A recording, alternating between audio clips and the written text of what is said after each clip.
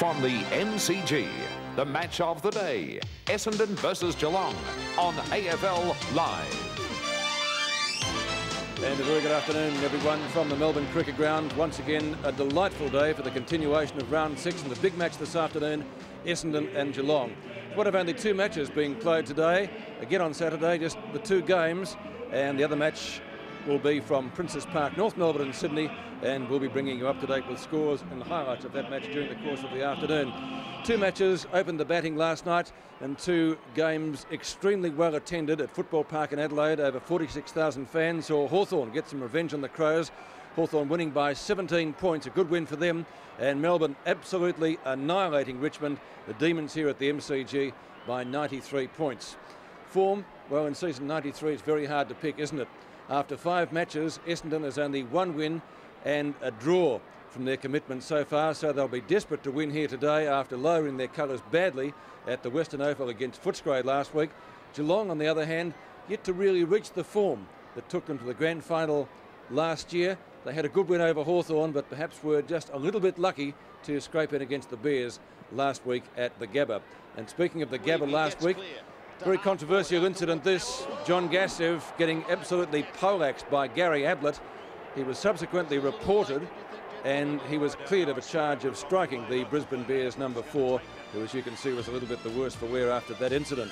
The 6, after last night's matches, North Melbourne still heading the list from West Coast, Footscray, Collingwood, Carlton and Adelaide. And just outside the 6 now, Hawthorn, Geelong in action here this afternoon, and we move down to the bottom 4 really, and we'll see Essendon with only 6 points. So a pretty important game for the Bombers here this afternoon. The record between the two clubs, they've played 183 times.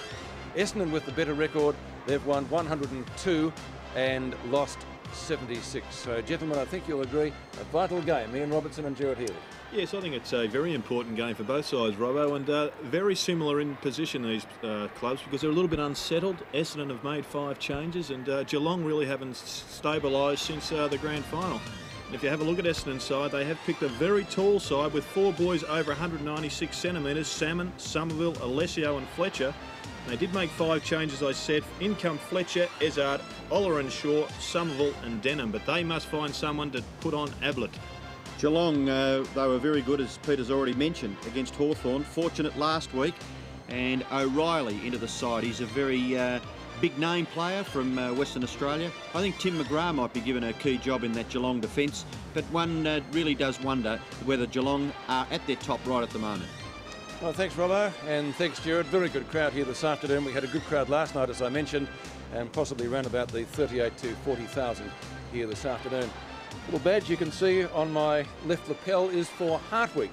It's coming up next week, and I certainly recommend it to you. It does indeed deserve your support. We'll take a break, and we'll be back with the bounce after this. The name of the game is Australian.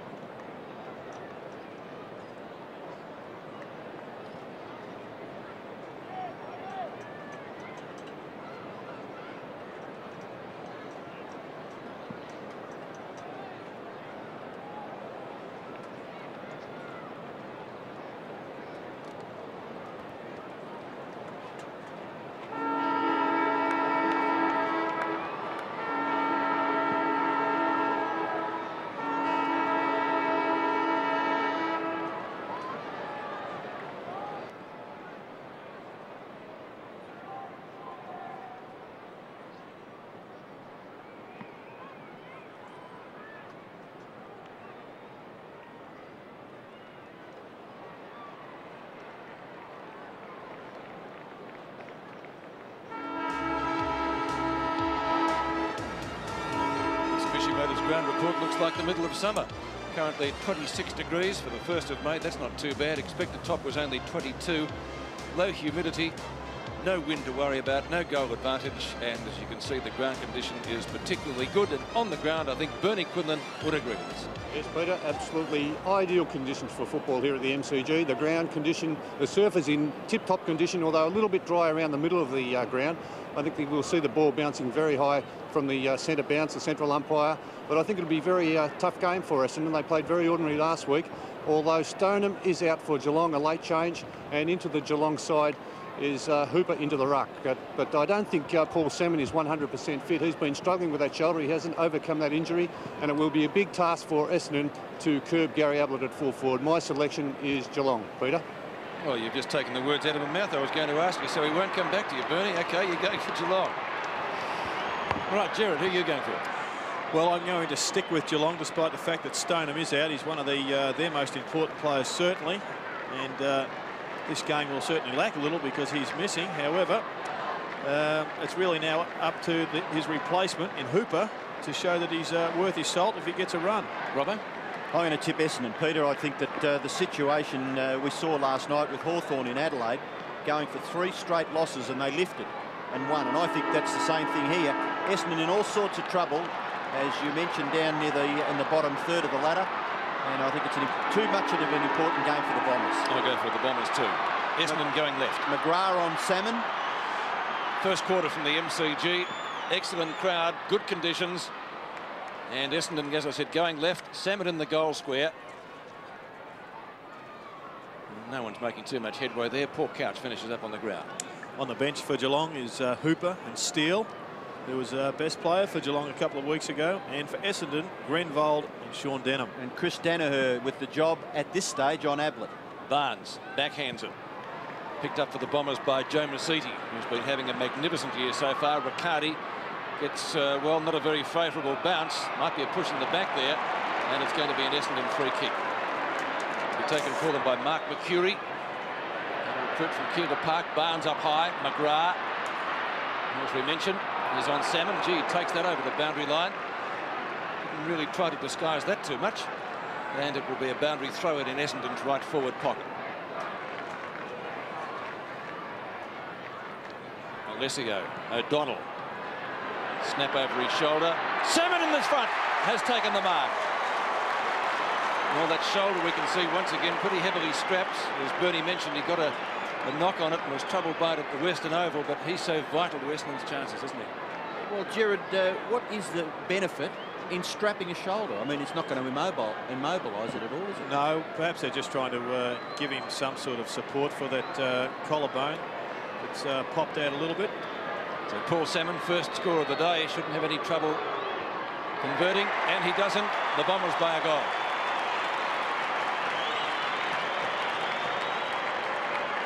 Because he got met on it pretty heavily last week at the Western Oval, and at one stage, Gerard, he was having trouble lifting his arm above his shoulder, but it seems to be all right here. Yes, doesn't show any side effects of it from that one, but good work there by O'Donnell. A quick kick out of the pack, tap down from Alessio. Good combination there from Essendon. Darren Buick is lining up for his 100th game of AFL football. Very dangerous player. He's been a very good player for Essendon since coming over from Western Australia. Umpire Peter Cameron officiating in the big game here today with John Russo. So bit of experience there. Yes, I was just going to mention that, Pete. That's important. Here's Somerville. He's kicked towards full forward. Salmon gets back. Oh, he got his hands on it. Tim McGrath. He's going to have a big job there this afternoon. Ideal conditions for the big tall forward. Goes through for a behind to Essendon. Both centre bounces won easily by Essendon so far. Geelong will have to tighten up in the middle. McGrath, short kick. Mark taken by Salmon. There's already no doubt having an influence, Gerard, is Paul Salmon. Yes, I think that's a fair comment, Robbo, but there's no doubt that McGrath has been placed onto Salmon to run off. And we saw there in that incident that he was trying to expose that weakness of Salmon being unable to pick him up. Instead of clearing it, though, he's kicked it straight to his man. Well, Salmon's a real chance to score from here, about 45 metres. What a magnificent kick by Salmon. It's a goal.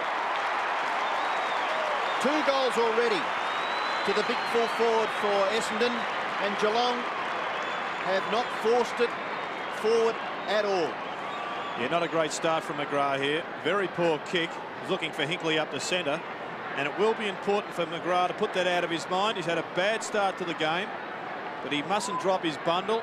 If Geelong are to go on with this game, he must fire, or Blight will be forced to shift him. So back to the centre, 2 goals to Paul Salmon. All the scoring done by the Bombers. Barnes contesting, wins that one. Pickering overruns it. So too does O'Donnell, who go for a quick hand pass to Buick onto Oggerenshaw. Oggerenshaw from the middle, chips it in short, up towards half forward. McGrath gets cannon into by his own man in Hocking. And Hocking kicks it back. Alessio has to leave it, and the mark taken by Riccardi. Might be a free kick. Oh, no, he's taken it. Well, Barnes won that tap out clearly, but once again, Essendon more enthusiastic coming off the fringes of the square, and they once again cleared the centre bounce. I was right, there was a free kick. I didn't see what it was for, did you, Robert? No, but it's I think that's big Stephen O'Reilly, isn't it, with the football? O'Reilly kicks to centre wing. Big pack of players, none can bring it down. Pickering off the carpet. Scott was there. Buick. And as we said, game number 100 on to Mark Harvey, who was one of their best against Footscray last week in a beaten side. McGrath this time makes better position and takes the mark. Oh, it's going close to the boundary line and over, out in the full. So plenty of pressure on the young cat defender, and Darren Buick will take the free. Just a little disappointed in Mark Harvey's kick then, Peter. Bombers a little fortunate here. Salmon again. Of course, last week at Footscray, Alessio had to leave the ground early. Sheedy had to bring Salmon up from the goal square to play him in the ruck, and that put the balance of the side out for the rest of the afternoon. Too strong, too tall. Well, I don't think there's any doubt that if Essendon can afford to leave this guy at full forward, what a bonus it is for them. He'd kick a 100, well, he's going to he? be too strong and too tall for most of the players out there, and it really is just a matter of who else have Geelong got to put down there. It's not just a matter of being tall. He moves so well for a big guy. Yeah, my word, yes. Got very good athleticism. He might have hooked that one a little bit. We'll have to wait on the goal umpire. And one behind. So Paul Salmon's total 2 goals, 1. And he's kicked them pretty quickly. Now, it'll be interesting to see how Blight reacts to this. Many coaches would change it directly, and others would say, well, let the boys settle down. Let's see if he can fight back. I hope he gives him a chance, and it's a long game. Let's see if he can get back on top of Salmon. I think he's made the change already, Jared. As a free kick is picked out of that marking duel at right half back. It's taken by Barnes. Oh, he was nearly going to handball it away. Buick there to pick up Gary Hocking, but Barnes's kick goes towards the wing. Darcy, good effort, Tim Darcy. Yeah, and right, nearly played on there. They have moved O'Reilly back onto Salmon. Very reactive coaching from Blight. Good play by Derek Kickett. Away to Izard, who's back in this Bomber lineup.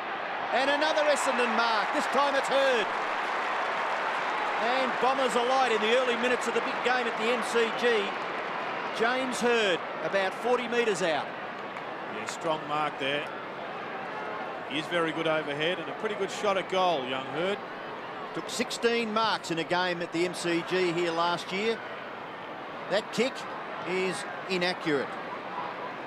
Unfortunately for James Hurd, he's just kicked a behind for Essendon, so they're 2-3, and still Geelong to open their account. In the reserves, Geelong were thrashed by Essendon. Essendon 26-10, beat Geelong 12-12. O'Reilly, good long kick to the outer side. Hurd again. Going straight into Barnes. Umpire Peter Cameron not bothering to apply 50 metres. For 1 minute, I think there was one there. Salmon again. This is my point, Peter. I don't think there is anybody in the Geelong combination that will stop this man if he's in full flight. O'Reilly's had an opportunity for a couple of minutes. I think he should stay with one man and allow him to settle down. Nice little shepherd there by Alessio too. Well, the pressure's got to be put on the players up the ground, surely. That just looks so regimental, didn't it? Yes, he's going to, whoever is there will need support from the fringe players coming around and blocking the hole for Salmon. He's just filling space at the present time. 40 metres out directly in front. Salmon's kicked his third. Dream start to Essendon. The amazing fact is, Gerard, too, Geelong have yet to cross the centre line. Yes, I was thinking that myself, Peter. I was wondering how Gary Ablett was feeling down there. He'll have to do a few more hamstring stretches because he'd be almost getting cold. Why don't they put him in the middle for 2 minutes and stir it up a bit? Not a bad idea, Robbo, but pretty good execution there from Salmon.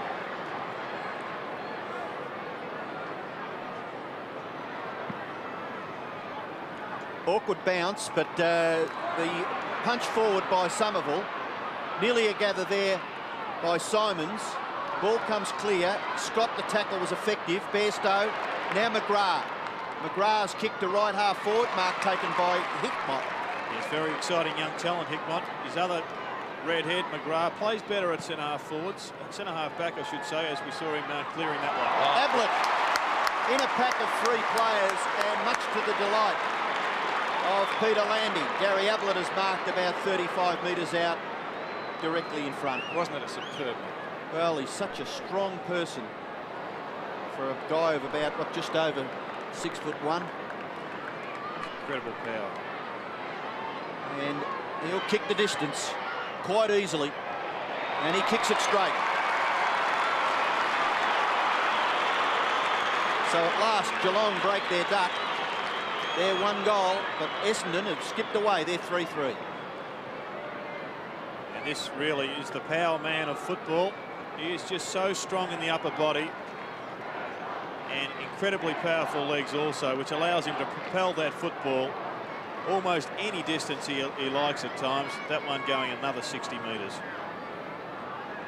So Gary Ablett getting the Cats' first score. Essendon has 3 to Paul Salmon, so the superstars in action early. Somerville a fresh air shot, lets Bairstow in. The Cats out of the centre at long last.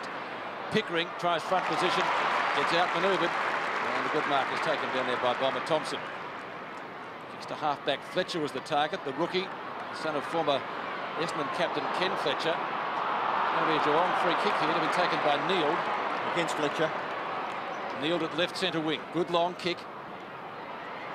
Ablett the target. Harvey fisted away from him and Tudor. Boundary throw in. And that's the sort of support that Geelong will need to get down at the other end. Harvey coming across there. He saw Chris Danner in a bit of trouble there with Ablett. He came across to support and knocked it out of bounds. Somerville and Neild. Gary Hocking. Quick right foot snap. Oh, that's a brilliant piece of football. Geelong second.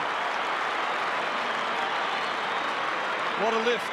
2 goals to 3-3. The Cats very quickly back in it. Yes, an instinctive goal from Gary Hocking. He's been in supreme form. See Neild here doing the ruck work with Somerville. Ball comes out from Tudor and just threw it onto the boot. Didn't really have much chance to think about it. Let the subconscious control that. That's when good players play their best.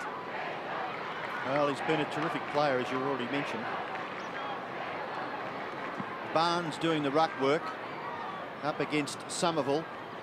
And until a couple of years ago, they were teammates. Gary Hocking. Fletcher can't control the football. Chance for Darcy's hemmed in, but gets the hand pass. Bairstow creatively wide. McGrath. McGrath's long kick to within goal-scoring distance for the Cats. Danaher and Ablett. Ball comes to the rear. Thompson gets his kick back, and a great diving mark taken by Hickmott. But it's out of bounds back where Thompson had kicked the football. So maybe Essendon a little fortunate there, because Hickmott was well within scoring distance. And the ruckman will contest this boundary throw in the right forward pocket for Geelong. Somerville gets it out. Harvey with some sort of space and kicks it back near the centre of the ground. The race is on. Hurd's read that quite nicely. James Hurd, handball wider still. Grabbed when he didn't have the football. No, Mercury ducks and weaves and gets out of trouble. But the free kick will go back to the centre wing position, where the free kick has been paid to Hills. Hills short kick. Marcus taken by Buick, looking to take his opponent on. No, beautiful pass, wonderful lead, and Salmon's got it again. Yes, good football from Essendon. Really are showing their skills. Brought that from defence into attack fairly quickly. Infringement midfield has set them up. And Buick, if he is allowed to get on his own, will pinpoint passes all day. A marvellous kick.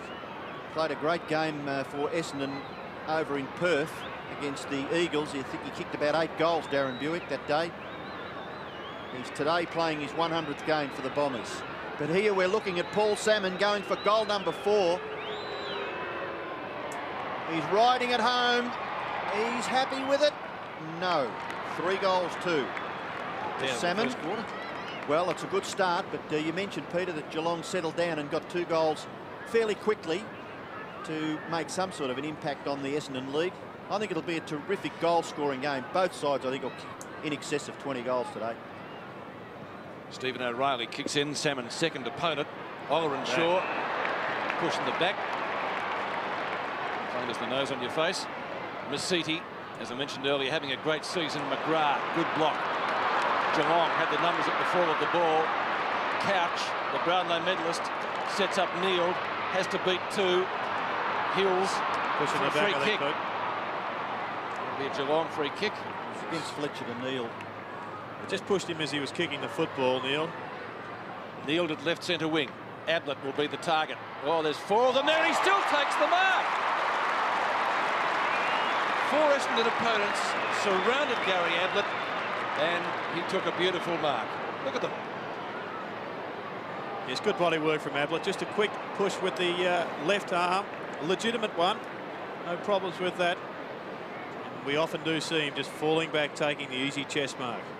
Bomber Thompson, I thought, could have come over the top. Angle's pretty acute. He may have missed to the far side as he kicked it and one behind. But Gary Ablett, who's now kicked 1 goal 1 from 2 sensational marks. Paul Salmon at the other end has 3 goals 2. So the superstars are light early here at the MCG. Fletcher making a lead. Thompson goes to the outer side. Not a particularly good kick. Pickering gets the front position. Right foots it back in the Harvey direction, off hands, and Gavin Wanganede will be content to let the ball go through for a rush behind to Geelong. So the Cats now to 2 goals 2, trailing Essendon 3 goals 4. That's Wanganede in the picture. He received a bit of publicity during the week as being very much a target of opposition teams, but that's what happens when you become a key player. Kicks it into the far side. Hills leaves it behind. For Geelong now, it's Pickering. Pickering's kick. He's taken it over the boundary line, has he? Yes. No, he hasn't. No. There's going to be a free kick, and it's going back to where Pickering kicked the football. I think he was out of bounds anyway. Let's watch it closely. Well, Paul Hills pushed him as he kicked. I don't quite know the umpire's interpretation of that, but anyway, the kick was taken. Kick off the ground was by Tudor. Kick it. Oh, gee, did well to find some space for himself. Kicks it across the goals. And Harvey taps it over the top. Goes after it again. Good, tough stuff by Harvey. Kick there by Mercury is close to the line, and it bounces over for a throw-in. It was Shaw actually, and the ball goes over on centre wing. And the ruckman again to contest this. Somerville. Barnes held when he was going for it, and Peter Cameron saw that, so Barnes takes the free kick for the Cats. John Barnes at right centre wing. Looks for a lead. Neal doesn't let him down. Busy in the first quarter so far. Kicks inside 50. Ablett couldn't take that one. Would have been a real specky. Hills. Quick hand pass. Danaher. Back to Harvey. Having a great season. Has to get around Riccardi. Tries once, tries twice. Finally succeeds. Couch. Well, bad hand pass under pressure. O'Donnell, little chip off the ground. Essendon should be able to get away with this. They will. Masiti at right half back. Kicks to Hills, who is also having having a fantastic season. Salmon. Darcy at the back of the pack. Salmon's already kicked 3 goals 2. Simons. Or did he get a push in the back? Yes. Peter Cameron doesn't miss those. Well, he's just about played on that, Peter, hasn't he? He has called time off. Darren Buick was getting a bit excited in the goal square. He certainly was, and he did force him to run around. Here we see Simon shooting a goal. Point blank range.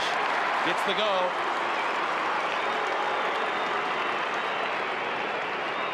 So the Bombers maintain their advantage, leading by 14 points, 4-4 to 2-2. As we have another look at this free kick, it is definitely a push in the back. Caused him to force to drop the ball, and a lovely low trajectory shot at goal from young Simons. He's playing on the flank, being manned up by Darcy.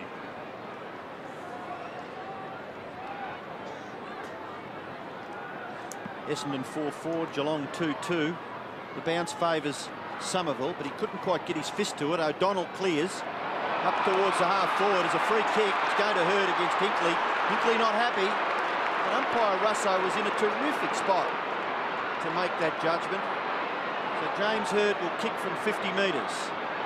Once again, Salmon still allowed to lead into space, which is poor play from the Geelong defenders. There's another loose man. Hird would be a chance. It's a lovely long kick. Right on the goal line, it's been marked for Geelong by Barnes. It's good ruck work from Barnes, dropping back, Robbo, giving some support. Alessio, a tall man, down there for Essendon. Well, he did play very well in, two finals, wasn't he? He was best on the ground in one of them last year. The kick goes back near the centre of the ground. Well, Harvey's backed himself, but Shaw was there. He's a promising young player. And Masidi, another youngster, into full forward mark. Alessio. Gee, the big guys are giving the Cats a huge run around so far in this match. Well, they did, as we said at the start of the game, pick a very tall side, and the post-mortem will always say whether it was a great move or a poor move. It was always going to win or lose this game for Essendon. At the present time, it's working off. Alessio from 40 metres. Good kick by Stephen Alessio. It's a goal. Well, I guess, Gerald, having an eye to the conditions, isn't it? The weather's been great, so it really sets up the Tors to take some big grabs on the forward line. Yes, if it's going to work against you, the big guys mustn't be allowed to take easy marks, and they must get run off by their respective opponents. For Essendon at the present time, Alessio and Salmon are both dominating. McGrath having trouble with both. So 4 goals between Salmon and Alessio so far. 2 big guns of the Bomber forward line. Somerville against Barnes this time. Somerville again. Didn't play last week. O'Donnell flips it over the top. Sometimes they're construed as throws. Not this time, though. Shaw from Masiti. Oh, that's a strong mark. It's been a good battle so far, Peter. Hird on top of Hinkley. Hinkley's been quieted. That free kick played against him too. Barnes tried to punch it through. Mercury gets pinned. Buick in the goal square, snaps and gets it. The Bomber blitz at the MCG. Much different to last week at Footscray, 6-4 to 2-2. Yes, they came out to play today. Darren Buick getting his first goal for the afternoon. A very dangerous player. We saw him playing as a mobile half forward in the night series. This is more of a rover type goal. Good effort here by Mercury, I thought.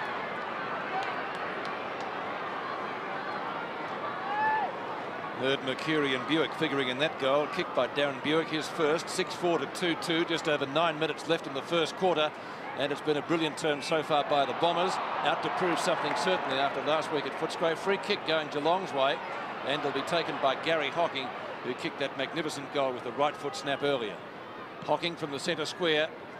Again, Ablett will be the target. Has to try to beat 3 of them. He's going to get a free kick for interference. Ablett well within kicking distance. At the present time, that's the difference between both sides. Geelong's key, Ablett, is fighting against numbers, whereas up the other end, Essendon are finding space. No free kick in that. No, not at all. Ablett shoots from about 50 metres. Lovely kick by Ablett. That's one thing about Gary Ablett. He very, very easily gets the distance from 50 metres. Doesn't matter which ground and no matter what conditions. Let's have a look at this free. Oh, nothing in that. Danu has got the hand, but I would have thought the free kick went the other way. A push out against Ablett to Harvey. Anyhow, the umpire is left to his interpretation. Well, Gary Ablett has kicked 2 down the other end. Salmon has kicked 3 for Essendon. Darren Steele has taken his place on the ground. He started on the interchange bench. Gary Hocking. Bairstow's caught. Chance now for Mercury. Shaw, the tackler. Kick to full forward. Salmon drops it. In comes Stephen Hocking. Handball wide.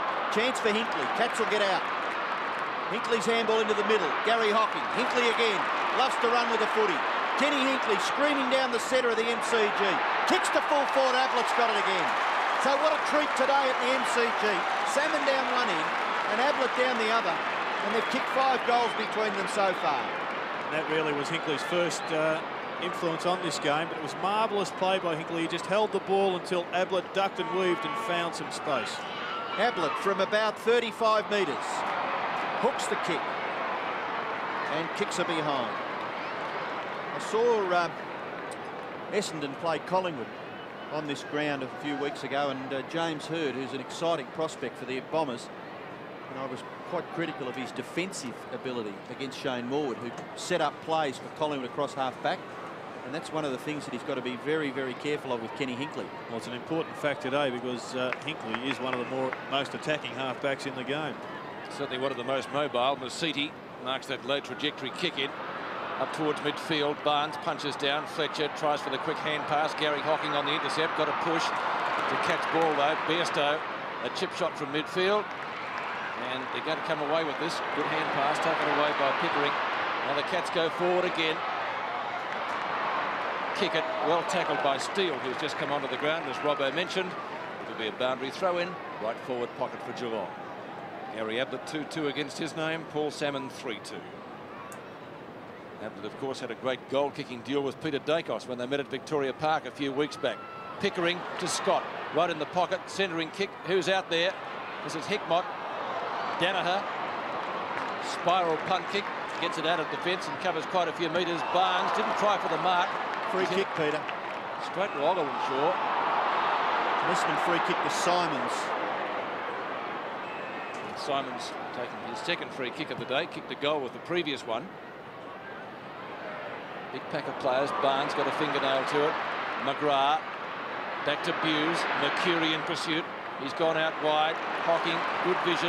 Hocking over the top. Riccardi just off the edge of the square. Hills in pursuit. Not a well-delivered kick. And Mark Harvey at the true centre half-back position takes the mark. Having a great season so far. My word, Mark Harvey. Oh, bad kick. Going to get out of trouble, though. Wanganeen was there to give him a hand. Harvey's mistake was that he kicked into the man on the mark. Oh, big leap by Hinkley. Hurd quick, though. O'Donnell. Salmon. O'Reilly. And the Cats out of trouble because Stephen Hocking gathers the awkward ball and kicks it across the face of goal out to the left back pocket where McGrath and then Gary Hocking combine. Gary Hocking's kick it to the centre. Through comes Thompson. Hard at the football. Slippery little hand pass for Alessio, too severe. But the big man's capable of collecting the football. And he kicks it to the front of the goals. Simons at the back. Ball rebounds to the front of the pack where Gary Hocking will be forced over by Simons. No, he wasn't. Terrific football. Salmon off the ground. Through from behind. Well, an incredibly poor mistake there from Gary Hocking. Under all that pressure, he tried to bring the ball back into play. As we see Mark Thompson a little bit worse for wear, but Hocking should have just taken that ball over the line for a point. And Riley, I think it was in that collision with McGrath that Thompson came off second best. Scott still got some blistering speed. Up the half forward, Ablett put out of position this time. No mark taken and no free kick. Out it comes to Fletcher. Ablett in pursuit. The youngster out wide. Masiti. Danaher. Thompson seems to be okay. Back to kick it, and he will. Long left footer, but straight to Buse. So a wasted kick. A sea of Essendon players down there, and he picked out the one Geelong Guernsey amongst them. Pickering. Like Paul Salmon with the shoulder. Pretty heavily strapped. McGrath. Good long kick into attack. Ablett and Danaher. Great mark by the great man. Well, Chris Danaher will be in trouble if he tries to compete in a strength battle with Gary Ablett. Very few people could hold him off. 4 marks. Once again, Tim McGrath bringing the ball down quickly, and that's when Ablett will be at his best and most dangerous, because it will leave he and Danaher one out. Had to beat the AFL tribunal during the week after that collision with John Gastev at the Gabba last week. Ablett directly in front, 45 metres out. Doesn't usually miss these. Hasn't missed that one. What a goal-kicking feast. Ablett 3-2, Salmon 3-3. Jared? Yes, the stars, 2 of the stars of the game, Peter, both performing their deeds at this wonderful stadium. Now, how quickly Geelong transfer this ball straight down the corridor. They have been criticised in the past for going wide, but this year have made a concerted effort to bring the ball back up the middle from the back line.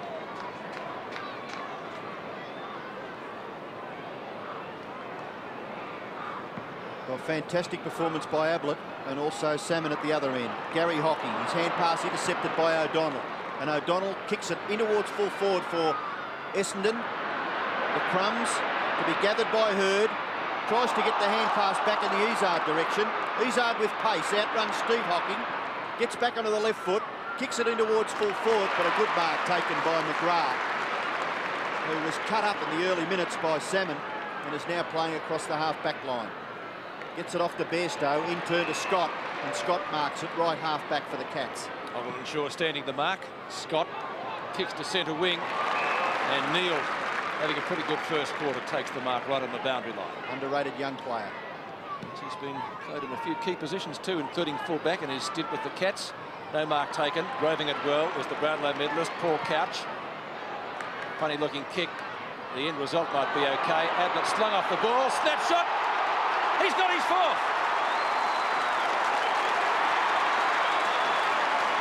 Gary Ablett stats: 4 marks, 6 kicks, 4 goals. The Cats 5-3, Essendon 6-5.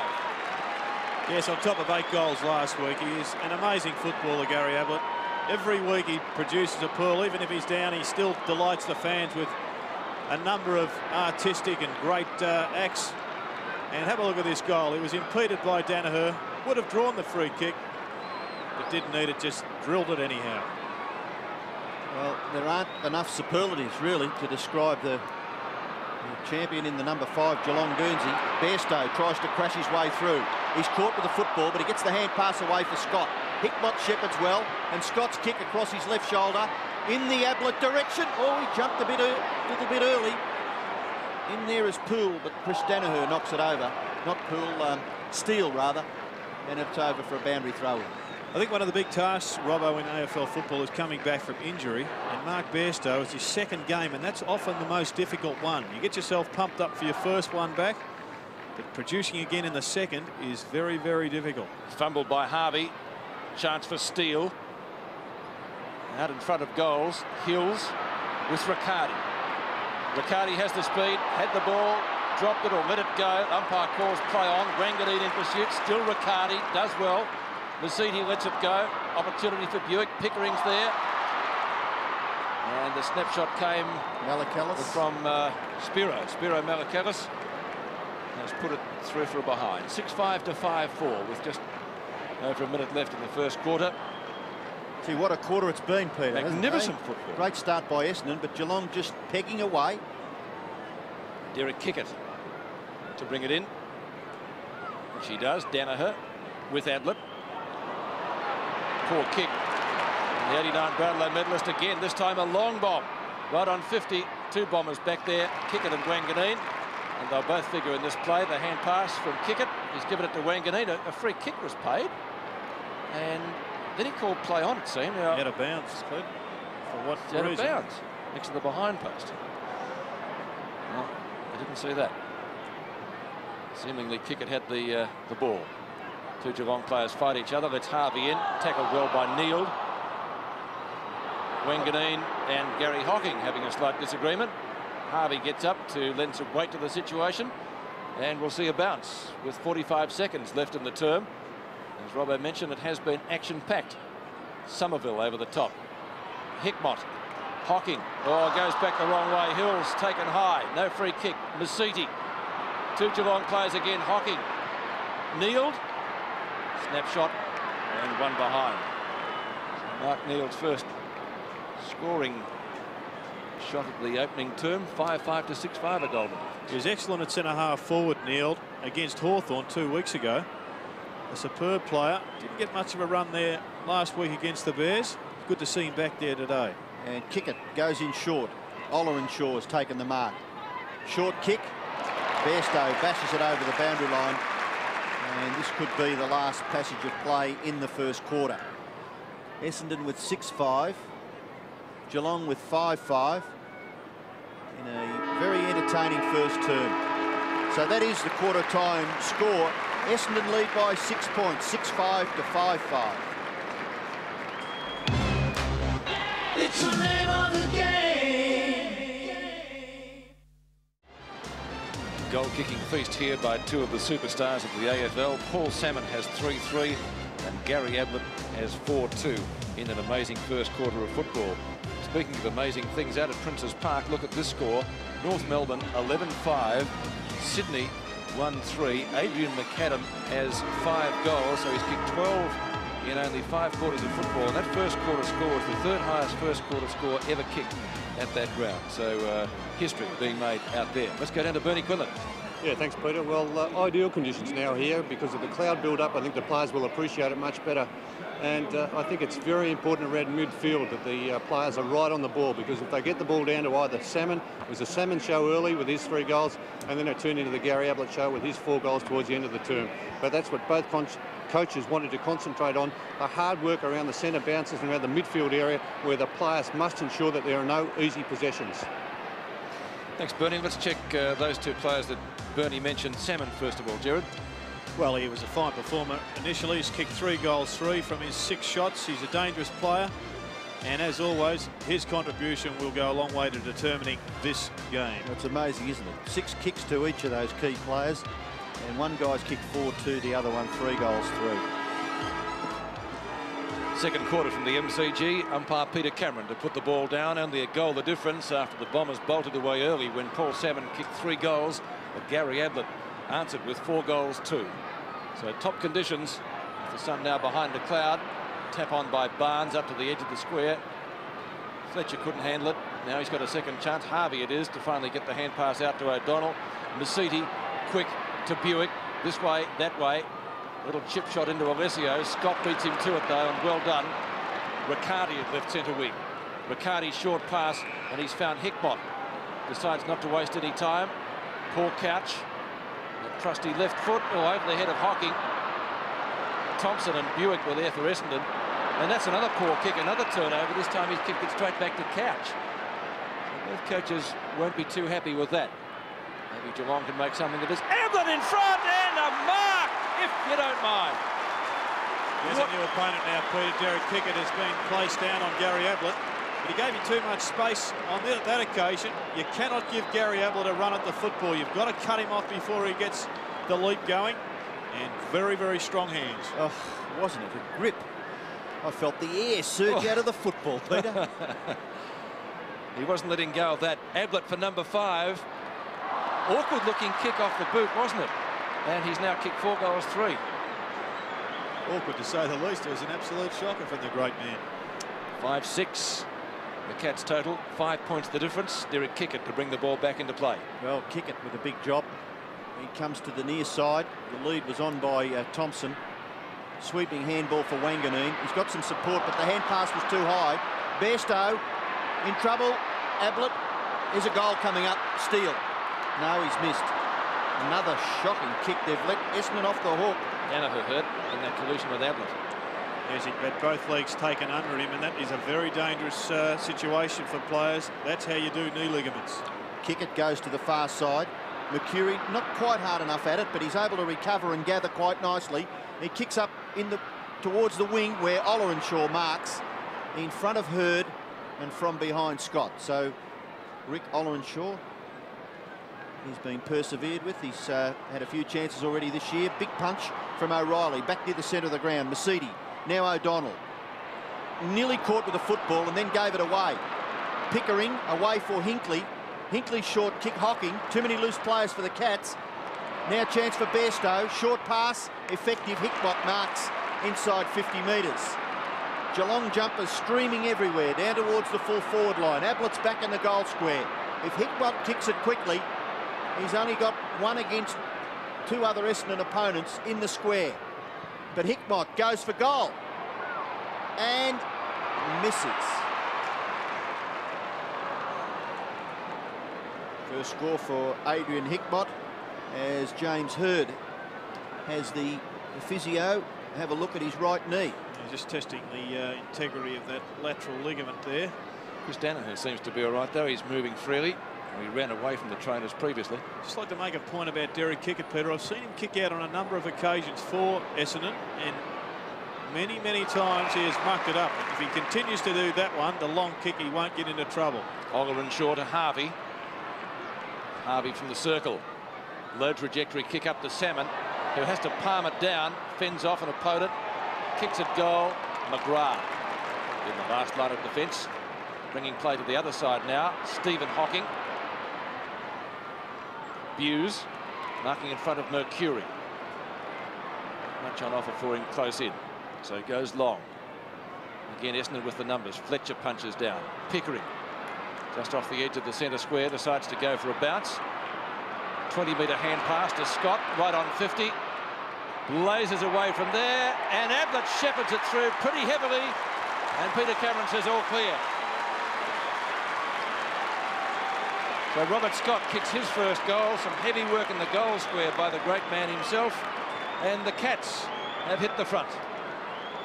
Well, it's taken a fair while coming, this one for Geelong. They've had 3 shots already at goal for 3 points. Good work by Pickering here, just drawing the player, setting up Scott, and good to see him taking the responsibility of shooting from goal from a long way out.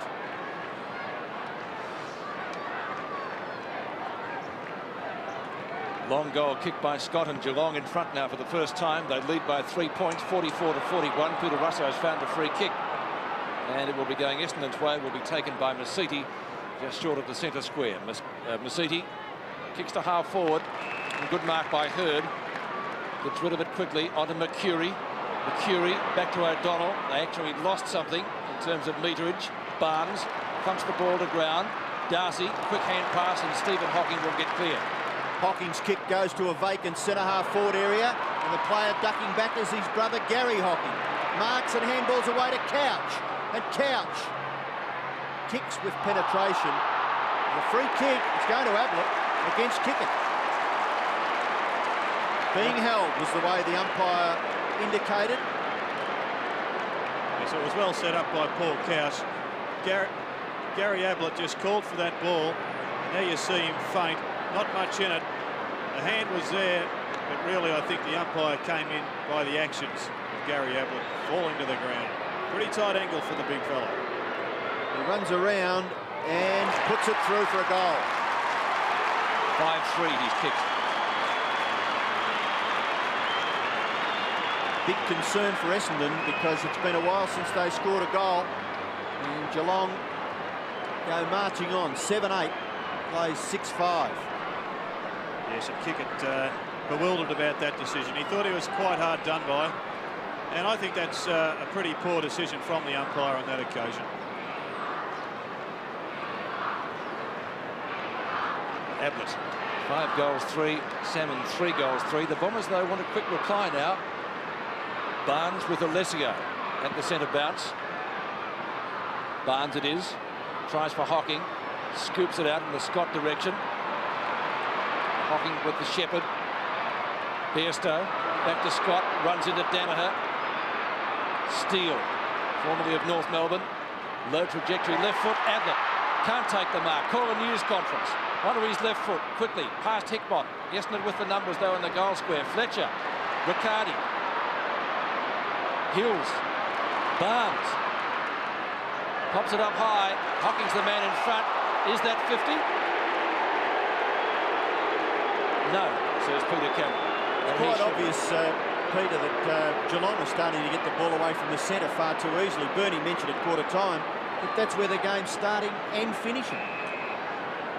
Gary Hocking and Mark Bairstow have really had a big influence on this first couple of minutes in this quarter. Hocking and Barnes. And Barnes, certainly. Hocking had a big first quarter. Bairstow quiet, but he has also lifted his work rate. Gary Hocking kicked one in the first quarter with that delightful snapshot. He's hooked this one a little bit. One behind. So a point only to the Cats on a roll at the moment. And that takes their score to 7-9, leading Essendon by 10 points. Actually, their last, 5 or 8 minutes have been disappointing for the chances they've had, haven't they? Yes, they could have certainly kicked 3 or 4 goals. Chris Danaher and Riccardi. Steele's caught with a football. Not penalised. Riccardi gets the ball clear for Buse. Buse goes wider. Scott having an influence. Left foot kick by that player. Oh, up high was Hickmott. Couldn't control it. Thompson in trouble. The ball kicked clear by Masiti. And it's over for a boundary throw-in. I think it's interesting the way Blight's using Darren Steele. He recruited him from North Melbourne, and he's got him. He's a classical, hard-working player, And he just offsets Geelong's forward line, which is chock full of mercurial players. Well, gives him a hard worker down there. Izzard clears the ball back near the centre of the ground. Awkward bounce for Mercury. Hooks it back in and then flips it out. Buick off the ground. Now the race is on. Hills falls over, tries to backhand it for Buick. Buick caught by Stephen Hocking. Barnes. Now Mercury eventually controls the football, which is probably a little bit difficult to handle. The pressure around the ground has been increased. McGrath takes the hand pass and then kicks it up towards left half forward. Mark, no, it's a free kick to Thompson against Couch for holding on. Umpire Cameron asking Paul Couch to move back. As Thompson kicks Essendon over centre wing. No mark. Buick controls it. Sweeping hand pass for Mercedes. Mercedes in towards centre half forward. Essendon haven't had the ball here all that often. Still there to be won. Chance now for Simons. Pace probably a little bit too fast. James Hird.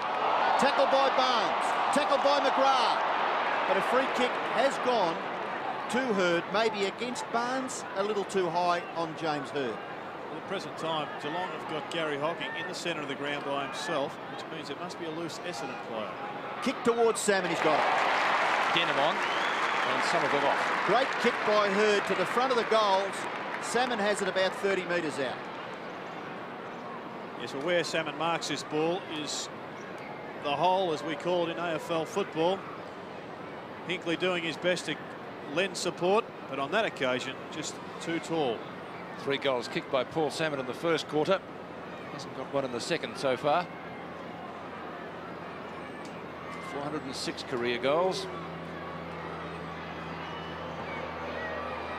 And it's his 4th today.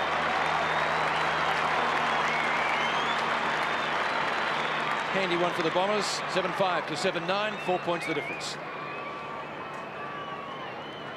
So this is where Geelong must try and get one of their ruckmen to come out with Salmon, follow his footsteps, because he is going to be the only player big enough to punch away those hands if Salmon takes the ball at full stretch.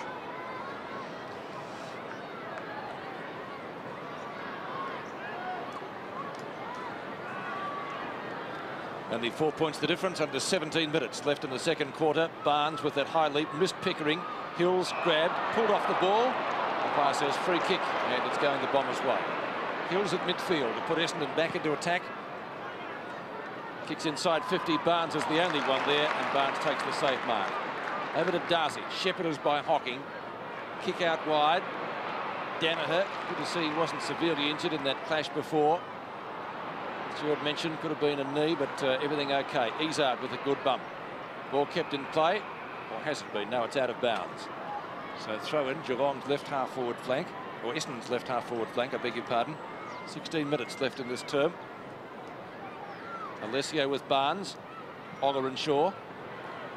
A quick kick. Salmon. One hand to it. McGrath should be able to do the tidying up work. Gets around Hird okay. Goes close to the boundary line, and Bairstow has marked it. Yes, just inside. It's the first few games of the year through injury. Bairstow to midfield. This is Steele. Good penetrating kick. Hickmott the target. Harvey punches clear. Ball into the arms of Pickering. Formerly of North Melbourne. Ablett again! Kicks, and this time misses. Well done by Dustin Fletcher there.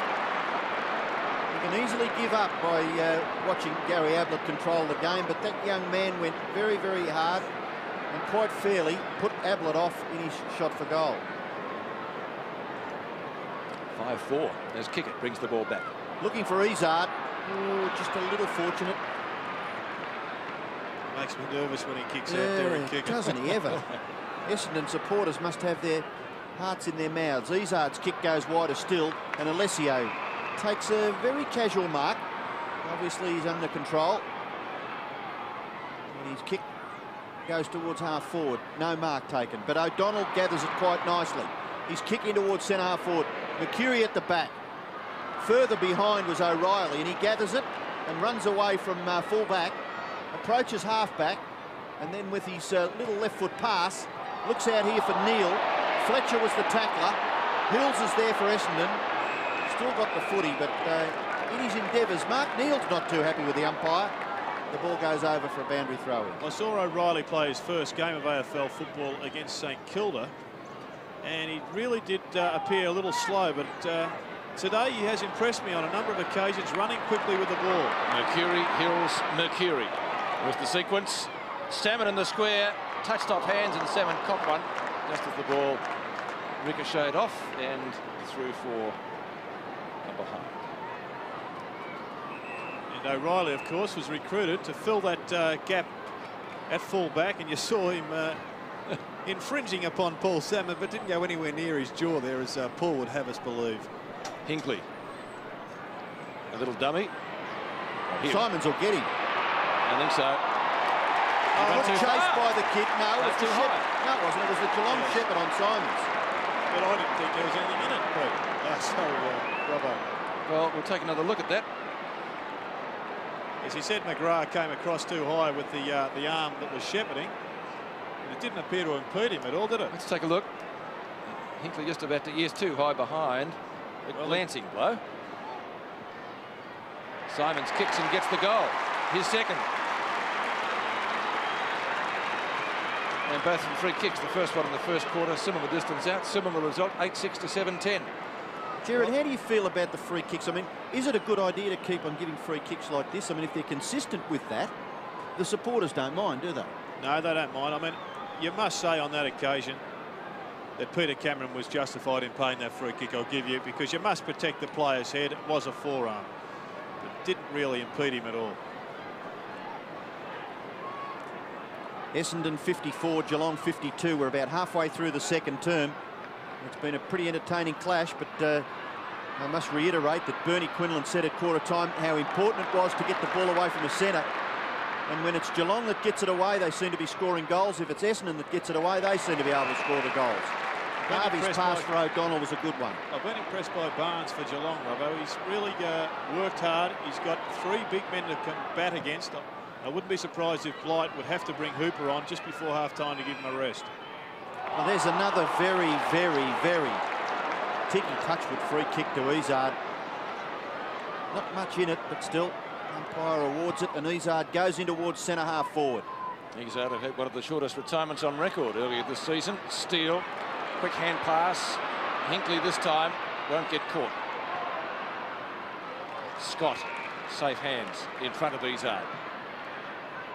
Puts it up high. Hickmott! Great grab. Free kick to Essendon. On his ankle too, Hickmott. Landed awkwardly. Right ankle could be the problem. Denham against his old side. Lays it off to Harvey. Onto Hills. He nearly collided with the boundary umpire out there. Hills from left half back. Danaher and Darcy.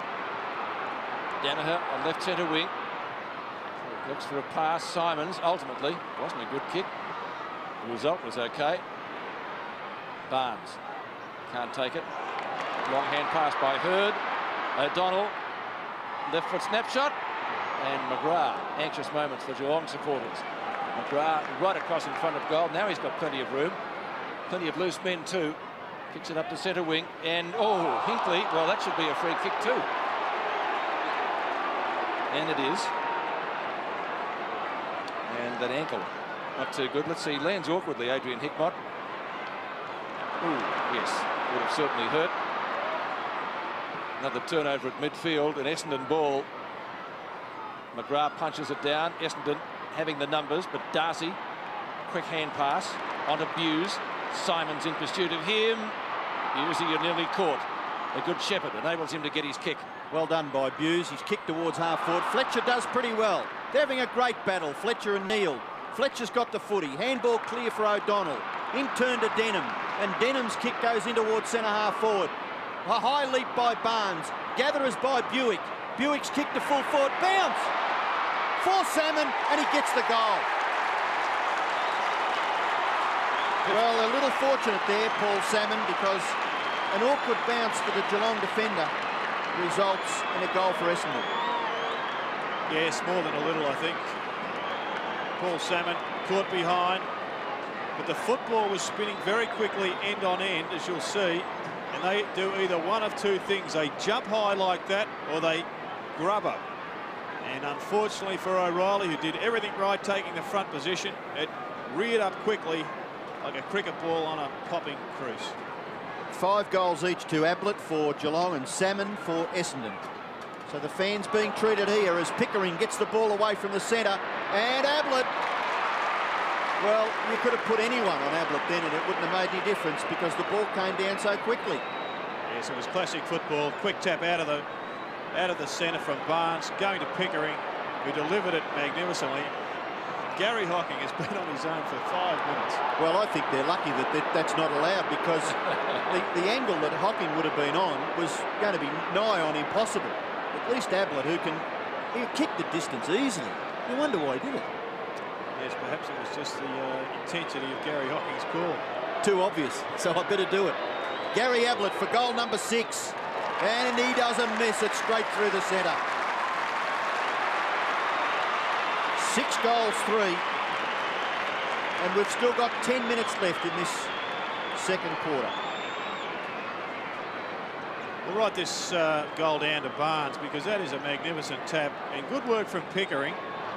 It was an easy take, but they are the most important possessions in football, the ones out of the middle, and the delivery was superb. Ablett didn't let him down. Goal-kicking feast at the MCG. Salmon has 5 and now Ablett has 6 and only 2 points the difference. What a game. Certainly on paper it looked that way. It's turning out just the same. Gary Hocking out of the centre, kicks to Ablett and he marks this one as well. And Derek Kickett, a wry smile almost, looks around. What more can he do? So Ablett for 7. And Alessio coming off the ground to be replaced by Somerville, and that would be due to Barnes' dominance in that centre bounce area at the moment. Ablett from 45. Might have missed. He has. Another behind his tally. I have him as 5. You have him as 4. But I don't think we'll start a World War III over at Robbo. Let's go down to Bernie. Hickmott had an injured ankle. Bernie, what's the word? Yes, Peter, they have his right boot off and are retaping that right ankle very heavily. He doesn't appear to be in a lot of discomfort, Peter, but I think he will be okay if necessary to come back on later in the game. Liam Pickering taking the mark. The Cats via Stall and North Melbourne. Hooks that one a little bit. Somerville, Thompson, around Couch, just, and the kick rebound over the boundary line. So once again, Robbo, Derek Kickett, he is a worry there. Dear me. Kick that one straight back. If we're worried, what are the boys in the coach's box like? Gets a job there every week, though. There was one other little thing in that passage of play, which I don't want to be too critical of Mark Thompson. I think he's been a fantastic player, but gee whiz, he could have just put a little right foot on that ball and kicked it round the boundary line. Every time he comes in towards the centre of the ground. This time the hand pass for Mercedes was okay. His kick in towards centre half forward. No mark taken by Darcy. Taken away by Buse. Buse out towards left half forward. Thompson punches away. Mercedes get rid of it quickly. He does for Wanganeen. Lovely little hand pass for Ollerenshaw. His high kick. Centre half forward. Hurd can't mark. In trouble, James Hurd, with a knee, I feel. Not going at the football with anywhere near the same look. He looks a little worried. He was in the hands of the physio about 10 minutes ago and obviously having a few problems overcoming that concern. 50 metres from the Essendon goal. Barnes barges his way through and bashes the ball back towards the wing. Mercedes gets back quickly. Short kick is not bad, and Hurd makes a little bit of a liar out of me there by marking at right half forward. He kicks it in to the centre half forward area. No mark taken. Mercury tries to get the hand pass away. Overrunning it is Tudor. Handball, Wanganeen in the action. Malakalis gets the handball for McGrath. Good tackle by Simons. They'll wear them down eventually. Wanganeen's kick to the goal square. It's taken through by O'Reilly for a rush behind to Essendon. Gavin Wanganeen, only 4 possessions today, and his confidence really is a little bit down at the present time. His form over the last few weeks has been pretty ordinary. Tim Darcy, left back pocket. Thumping kick, Ollerenshaw, well tackled, and the ball spills free. Hurd, quick hand pass. Gary O'Donnell just off the edge of the centre square. Centering kick from him, and the best judgment of all shown by Darren Buick. Oh, and the best judgment again, because I think he was looking to run on Gerard. What do you reckon? Yes, he covered every aspect and angle there, Robbo. Nearly a rush of blood to the head, but luckily he still has the football. For Essendon fans, about 45 metres out directly in front of goal. Kick one. He's now kicked two. And the goals keep coming at the MCG. 10-7, Essendon 67, leading Geelong 8-11-59. And here's another one, Robbo, where you wonder why they even attempt to play on when they're 35 metres out from goal, and he can kick the ball enormous distances for a little fellow, Darren Buick. That's that great game in Perth that we had the privilege of watching when the Bombers went down to the West Coast Eagles. He was their only really effective forward, wasn't he, that day? Originally, of course, coming from Western Australia, from West Perth in 1988, second in Essendon's best and fairest in 91. Back to the centre. Still nobody with a clean possession.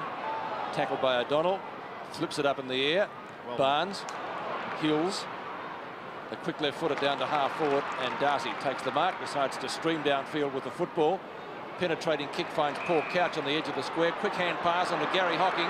He'll kick from inside 50. Blazes away at goal and hits the post. Second post of this quarter to the Cats. And Ablett, of course, had the other one. You know, Bernie made a special mention before the game about the hardness of the centre area. You can see, can't you, the ball bouncing. Well, it's just bouncing so awkwardly. Players are going for it with no confidence whatsoever. And kicks it back in towards this near side half-back flank region. Scott bashes it in the Malacallis direction. In turn, Pickering, lovely shot, goal. Liam Pickering kicks his first goal for the Cats, and it's just 1 point the difference. 5.5 minutes left in the second quarter. And Liam Pickering is proving to be a valuable pickup for Geelong.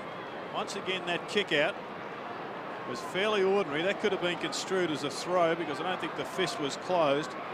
But good rebounding work from Geelong, who are doing it well from the kick-ins. Pickering's first goal, 5.5 minutes left in the half. Barnes against his old club. 67 plays 66. Top match. Pickering again to Couch, offloaded by Thompson. There's going to be a free kick for that. A good hip and shoulder. The umpire's closer, as we always say. Or kick it. Did he get into the back of Ablett? Peter Cameron says play on. Ablett does. Snaps and kicks it behind. What a game he's having. Well, you'd have to be nearly been a free kick more so. Yes, than it was more so than the other one. You're dead right, but you'd have to be critical of Ablett on that occasion because Robert Scott was running past, and what was required there was the basic handball, not the mercurial kick round the corner. O'Donnell from the kick in. Somerville, left half back. He's had a stint on the bench. Hocking can't take the mark.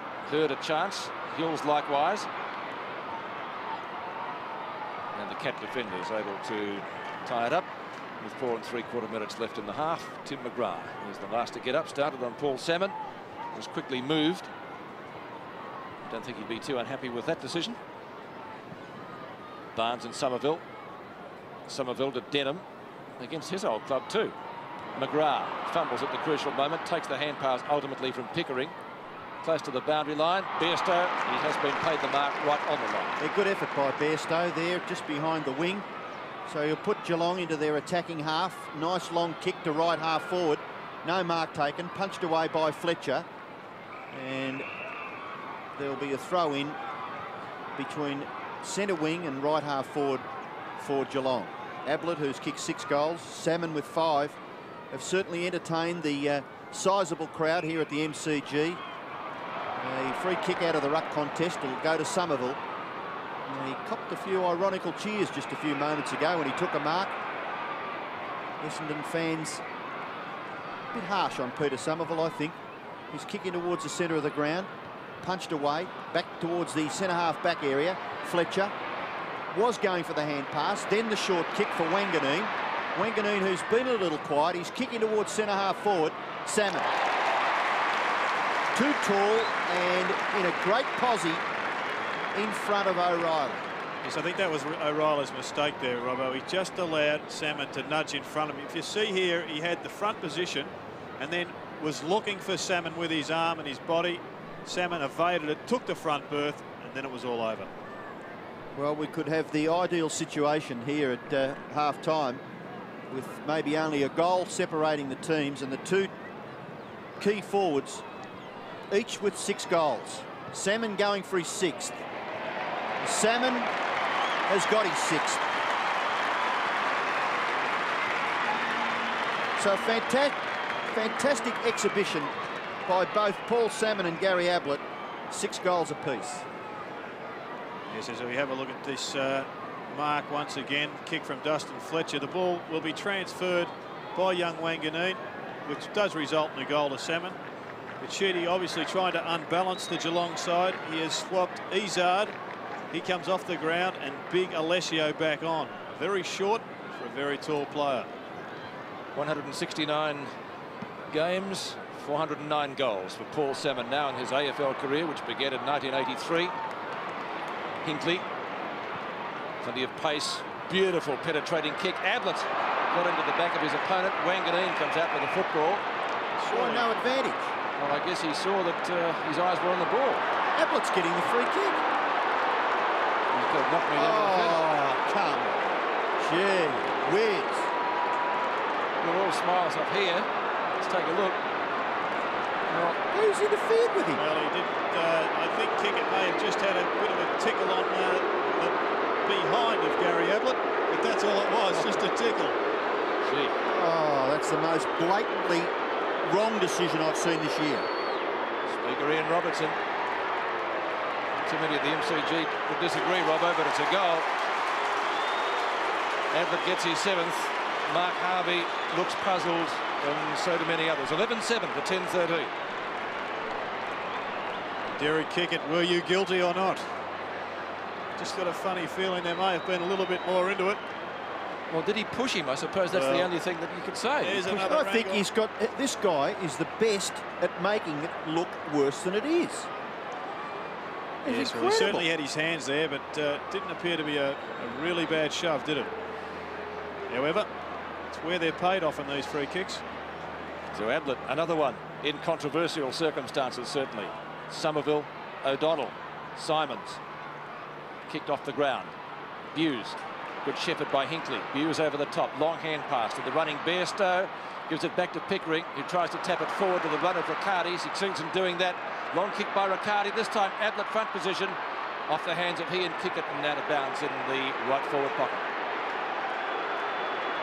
Oh, come on. Gee. The book will come out for that. And I don't think you could argue with that. Peter Cameron having a few words to say to Mark Harvey. Well, that's frustration because of the decision that was given just a couple of minutes ago, I'm sure. We saw him shaking his head after that decision, and Ablett kicked the goal. I think he was also suggesting he was provoked. Perhaps Gary Ablett may have just infringed in the mouth area there from Mark Harvey. Well, it doesn't help, does it, when you... No.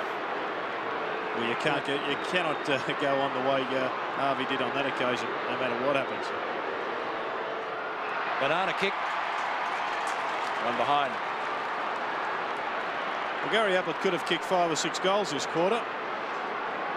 He's kicked 7, and he's kicked 6 behind. Yes, and a couple of very easy shots in the last 15 minutes. Kickett's kick goes in towards centre-half back. No mark taken. Chance for Couch. Gets rid of the football fairly quickly. Buse in a little bit of trouble, but he's able to thread his way through. Ducks past Somerville and goes for goal. Ablett knocked away by Kickett. And for goodness sake, don't touch number 5. You may give away a free kick. Endangered species. Well, I mean, I guess in our area we've been pleading with umpires to give forwards a fair go, but sometimes I feel that they go overboard. That kick-in is quite magnificent. O'Donnell running with the flight of the ball. Courageous mark, wasn't it? Yes, well, he had a better go at it than Gary Hocking because it had gone over the players' heads, and O'Donnell marks between half-back and centre wing. His kick goes in towards the centre of the ground. No mark taken there. McGrath, handball across his body, goes back towards Mercury, who ducks out of trouble. Can't get his kick away. Good effort there for Geelong by Scott. McGrath, handball back for Scott. He's going to get a reward here. Steele dashes past in support. Pickering Pickering goes for goal. Ablett and Kickett, but another behind results for the Cats.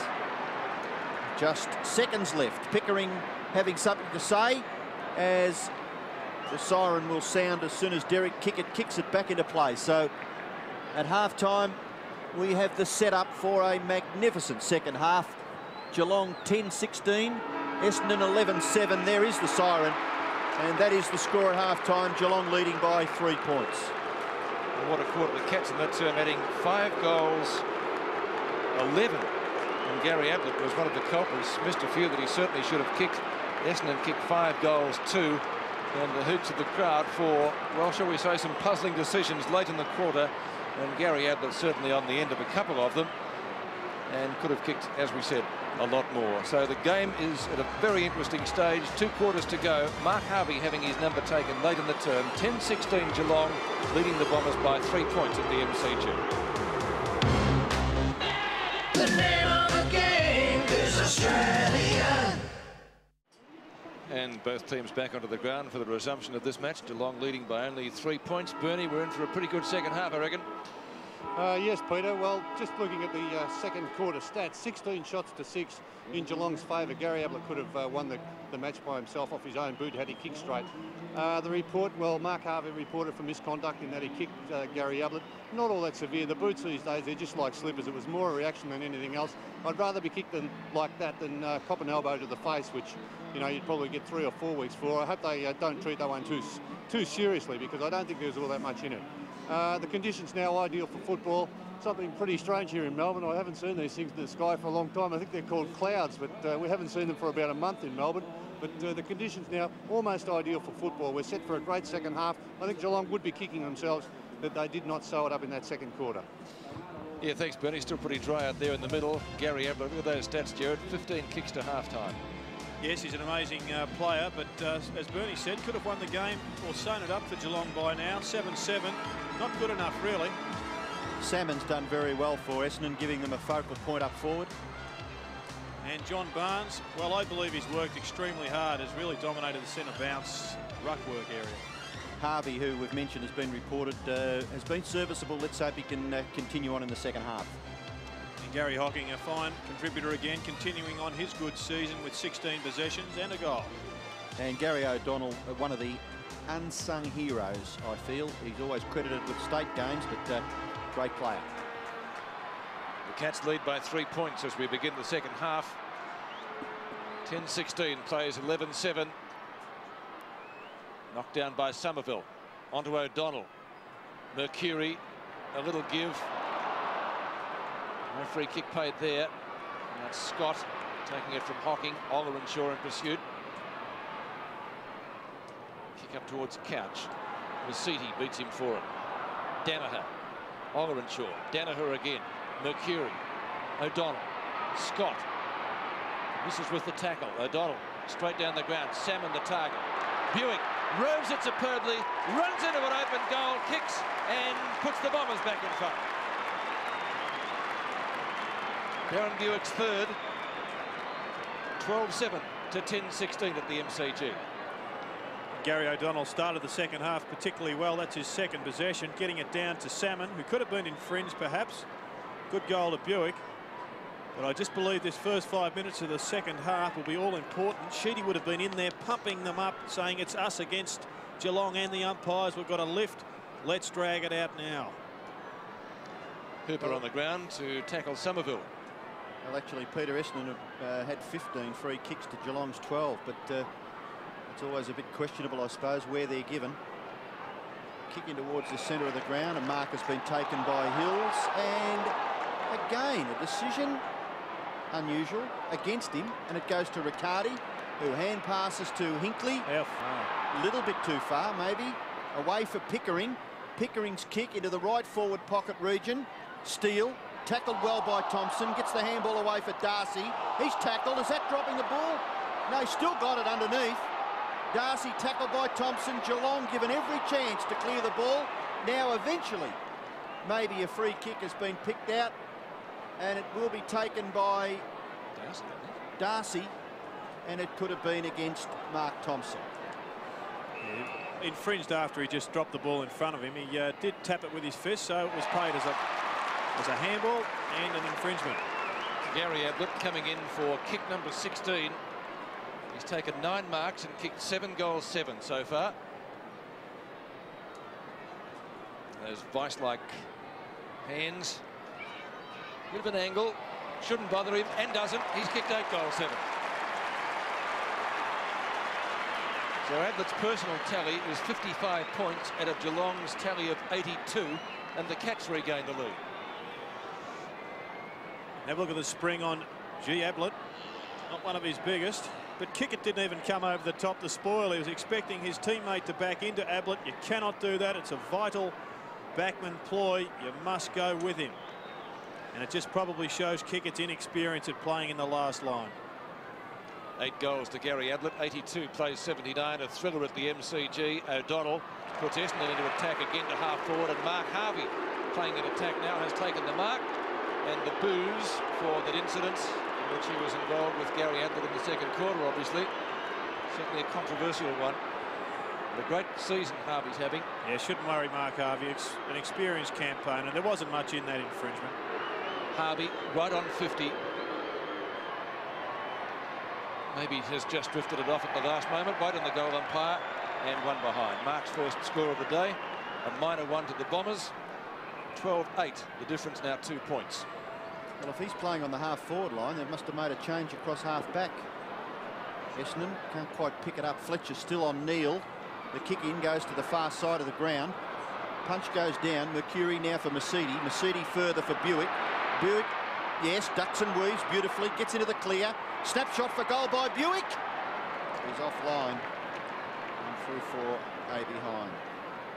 So Denham on the ground playing at half-back for Essendon. He's a bit short for that position, isn't he? Well, I think he's picking up as a tutor over there. It can't quite pick up the Geelong player, but certainly similar heights. Harvey gathers, kicks in towards the forward pocket area.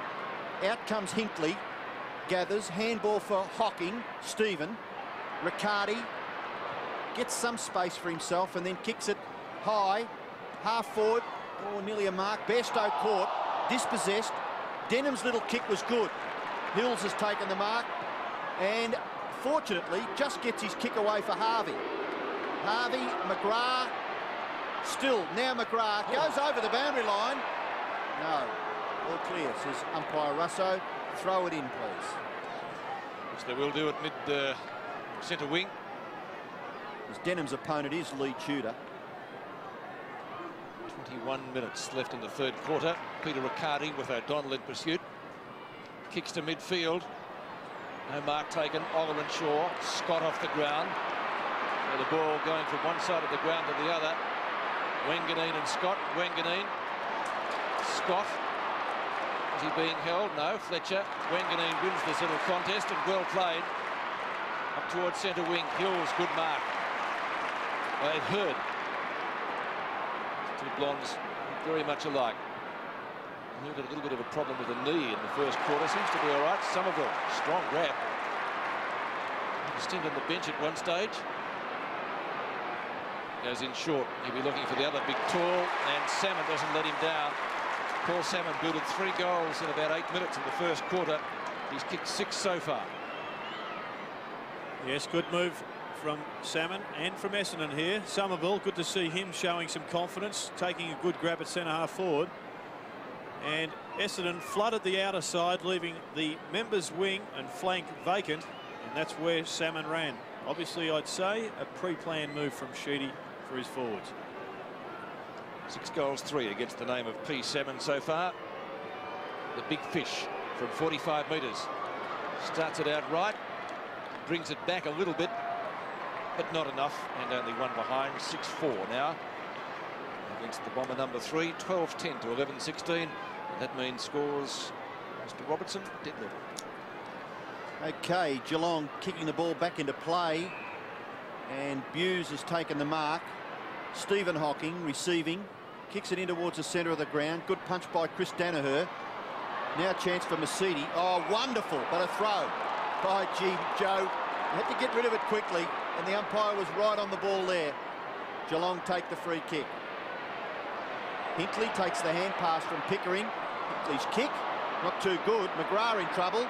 Buick chasing, forces McGrath to kick with his left foot. Bit of a push and shove over on this near side wing as Simons, Darcy, Hills and Riccardi, as the emergency umpire comes out to appeal to Paul Hills, maybe for a little quiet. Boundary throw in. Geelong set to clear. Couch. Got some space. Hand pass. Gary Hocking. Outside 50 metres. His kick into the pocket. Ablett using his body. Held.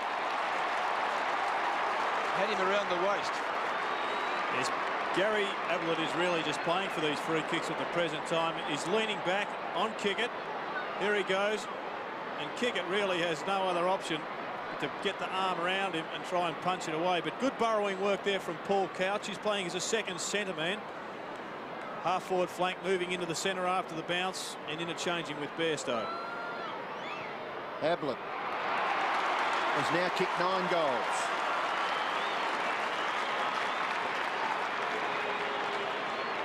Nine goals, 7 out of a scoreline of 12-16. Certainly tells a story. Here's Paul Couch, who had a slow start to the season but has really picked up the tempo. Good hands from Couch. Now you see that infringement. Not a great deal in it, but this is a dilemma for the umpires. Do they pay the ticky touchwards or they don't?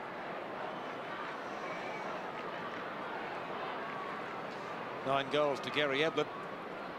And we're only into the third quarter with 18 minutes left. So how many is he going to finish with?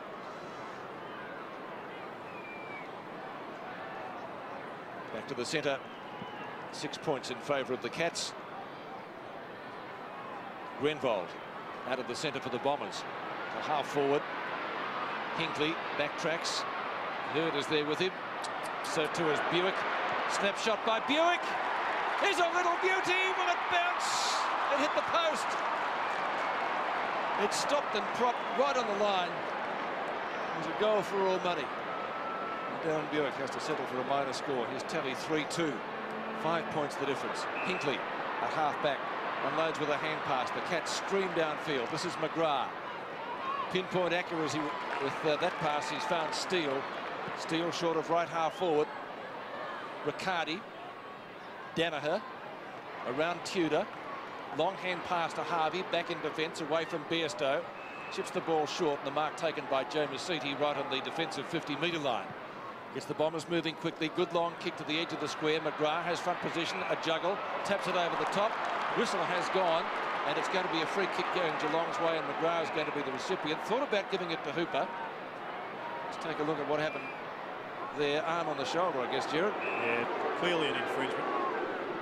So the Cats, Hooper giving it to Hinckley. Down to half forward, and it is Neald with the mark. Neald had a great first quarter. 6 kicks in the opening term. Chips it short. Pickering. Right foot into Ablett. And that's what happens when the numbers game goes your way. Darcy takes the mark. Sheedy's made a change too. James Hurd looks as though he's down at fullback now on Gary Ablett. Just like to have a look at this. Ablett keeping Hurd out of the contest. Is that a free kick? Oh, I think it's great play from Ablett. Ball pretty well within the 5 metres. Good shepherding. Darcy, point blank range, kicks and gets the goal.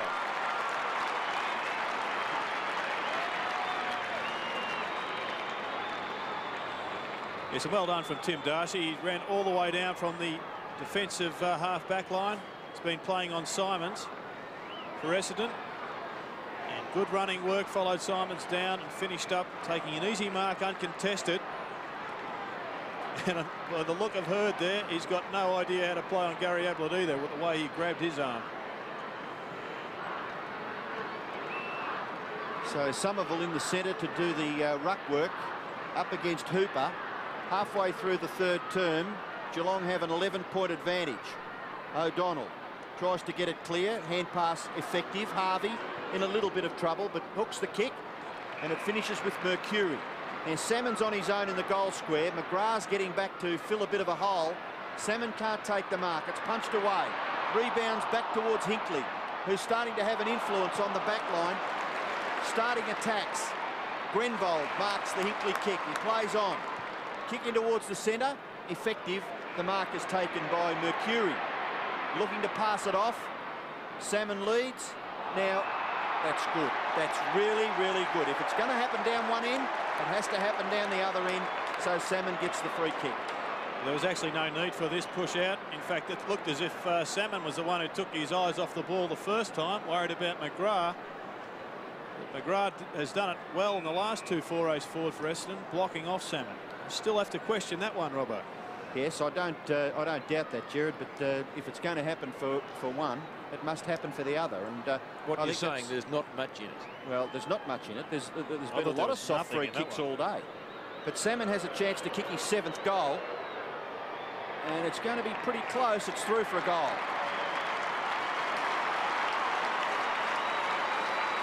So the goal-kicking feast by both key forwards continues here at the Melbourne Cricket Ground. Ablett has kicked 9, and Salmon has now kicked 7.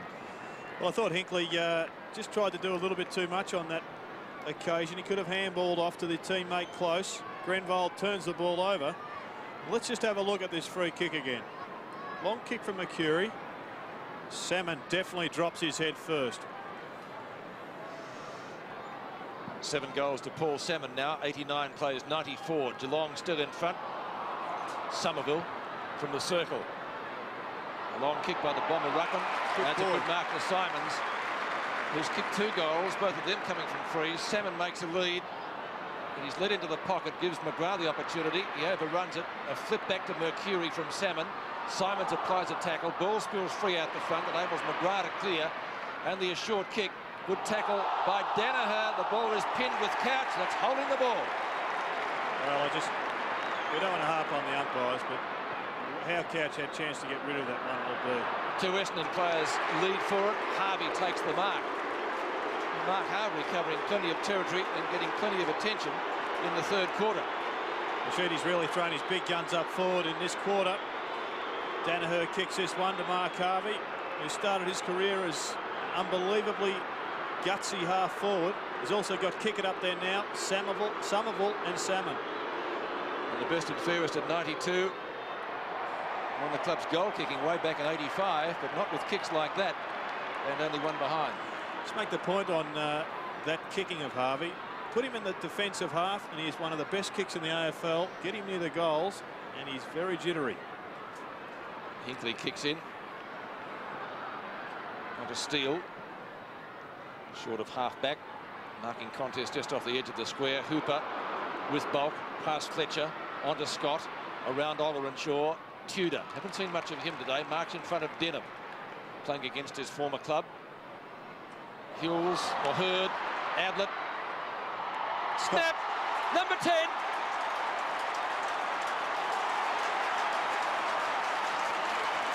Brilliant snapshot from the champ.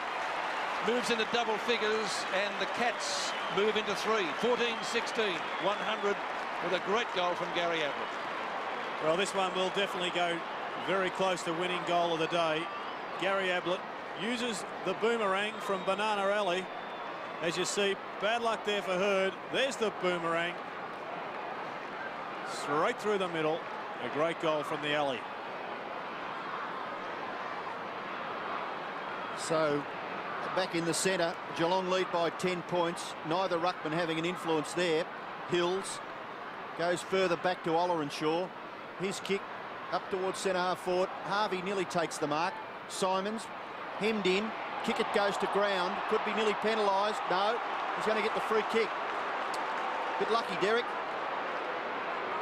Goes long in the Salmon direction. Into the goal square. O'Reilly gets rid of Salmon. Still the football right on the point of the square. Buse has got it. Not going anywhere. The Bomber fans behind the goals down there going absolutely berserk. As umpire Russo will bounce. Salmon appealing. And umpire Russo.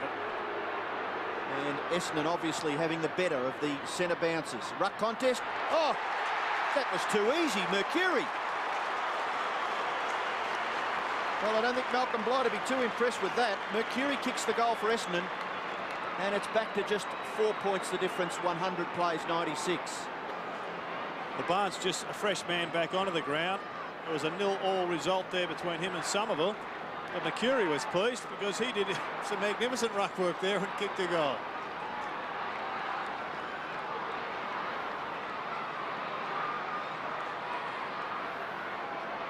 Mark Mercury with his first goal makes the difference. Now only 4 points.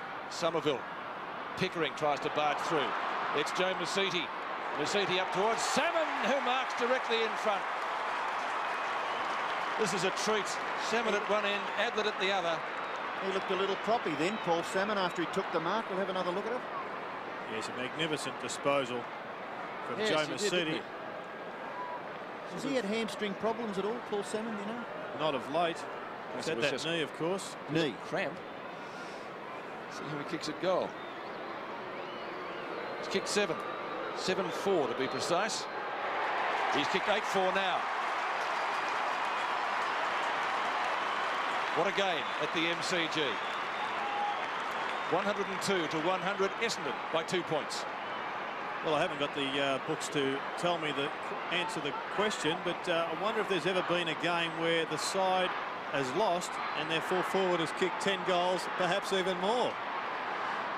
Gary Ablett just dominating at one end, and this man on the end of that beautiful kick there from Joe Masiti has kicked 8 and really killing them up the other. Well He's done, got to Paul show Salmon. some mental strength now, I think, Salmon, for the rest of this game, because he looks to me as though he's a little bit injured, and he's such an important player.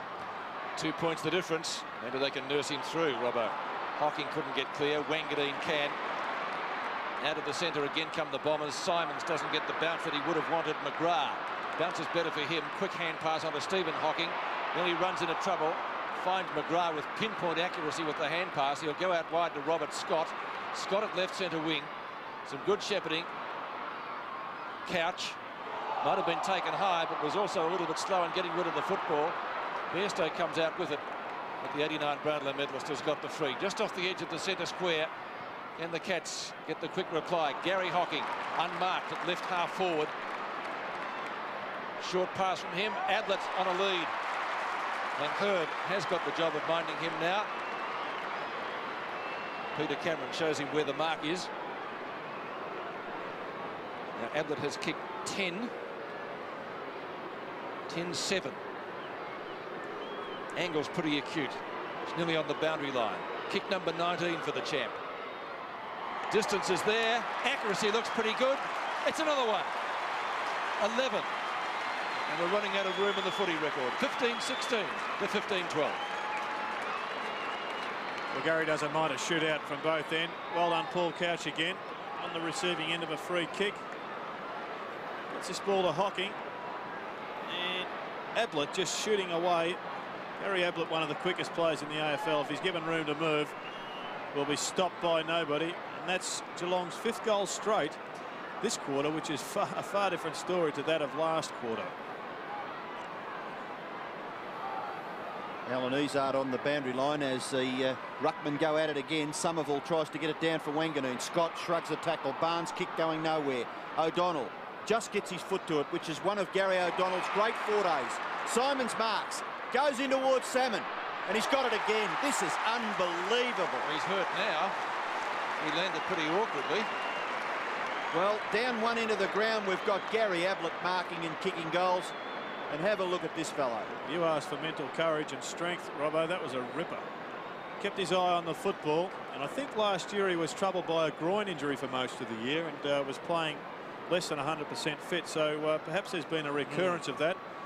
No matter what the injury, this is a vital goal for Essendon. You can't miss goals in tight matches like this from 15 metres out directly in front. Well, it was pretty close at half-time, and it's been goal for goal so far in this third term. Salmon shoots for goal and misses. Well, that was a bad miss. 8 goals, 5.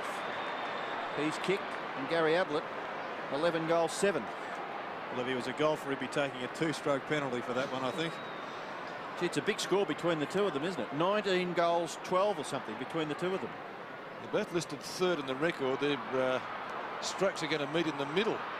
Greenwald comes out with it, high kick, and it travels about 30 metres. Salmon, McGrath, kick it. We look for a hand pass. Hills, right on 50, long shot. Will it get there? It's cleared. I think the line. Yes, sir, it's a goal.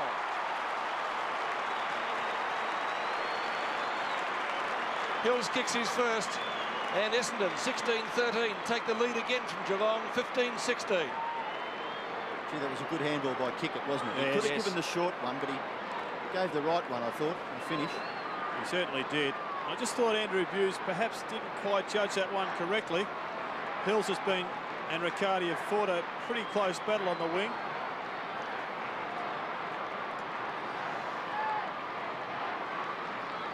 Just over 8 minutes left in the third quarter. The Bombers back in front by only 3 points, 109 to 106. What a game at the MCG. Hills off the ground. Harvey. Mercury. Too far out to score. Kick and a half from goal. Salmon the target. Can't drag it down this time. Liam Pickering. Oh, gee, that was nearly a throw. Barnes gets rid of it quickly. O'Reilly. Shepherd by Hinkley. Out to Gary Hocking at left half-back. Plenty of room for him. Buick, you won't catch him. Certainly a good attempt. Wanganeen, more than a great attempt, it was a great mark. Yes, and Paul Salmon, I just kept an eye on him chasing there. He's got 2 gears at the present time, and he certainly is hobbling. And notice Adrian Hickmott back on the ground. Grenvold's kicking towards full forward, looking for Salmon. Yes, he does well, does very well, does extremely well. Magnificent stuff by Salmon. And I say that because he is in a little bit of trouble. And he's such a key player for the Bombers if they're to win this game. And he's now kicked, Peter, that's 9, isn't it? Oh. To add the map, Robbo. I think it's 9. 9 goals, 5. Well, that was almost a slow ball from Paul Salmon because the way he attacked the football, let's have a look at this. I didn't think he was fair dinkum. He's just going half pace. Stephen O'Reilly perhaps didn't think he was fair dinkum, but the long arm, the long tentacle of Salmon stretched out, he trapped it, and goal. 9 goals, 5 to Paul Salmon, 11 goals, 7 to Gary Ablett, 115 to 106. Can the Cats come back with a quick reply now? Izar out to centre wing. Hocking and Denham. Scott there for assistance. It's close to holding the ball. I think Denham was a bit lucky he wasn't penalised there, although Gary Hocking may have been falling. Malcolm Blight looks on interestedly. 7 minutes left in the term. What a quarter of football. What a match. 6-6 to Essendon so far to 5 goals straight Geelong in this quarter. Cats had the inaccuracy problems in the second term. Grenvold has turned it over. Oh, Barnes, a bad fumble. Might still get out of it, he will. Hickmott, who had a badly injured ankle, came back on, or has come back on. Scott, long kick, Ablett, good use of the body, great mark. Strong, this fellow. And coming in for goal number 12. Well, you called it, Peter. It was good use of the body. Hurd had no opportunity there. Ablett had to sit. He was a yard behind him. He just nudged him out. No infringement. Hinkley off and Malakalis on for Geelong. Ablett for his 12th. The Cats need one. And he's kicked one. 12 goals, 7. The total for Gary Ablett. Essendon still lead by 3 points. Well, what do you say about a man that kicks 12 goals in less than 3/4 of football? Well, what about the guys on the sports book that have had a go at the goal kicking? If you've backed Gary Ablett, you'd be pretty happy at the moment, wouldn't it? And it's incredibly, Geelong aren't clearly on top in this game. In fact, they trail on the scoreboard.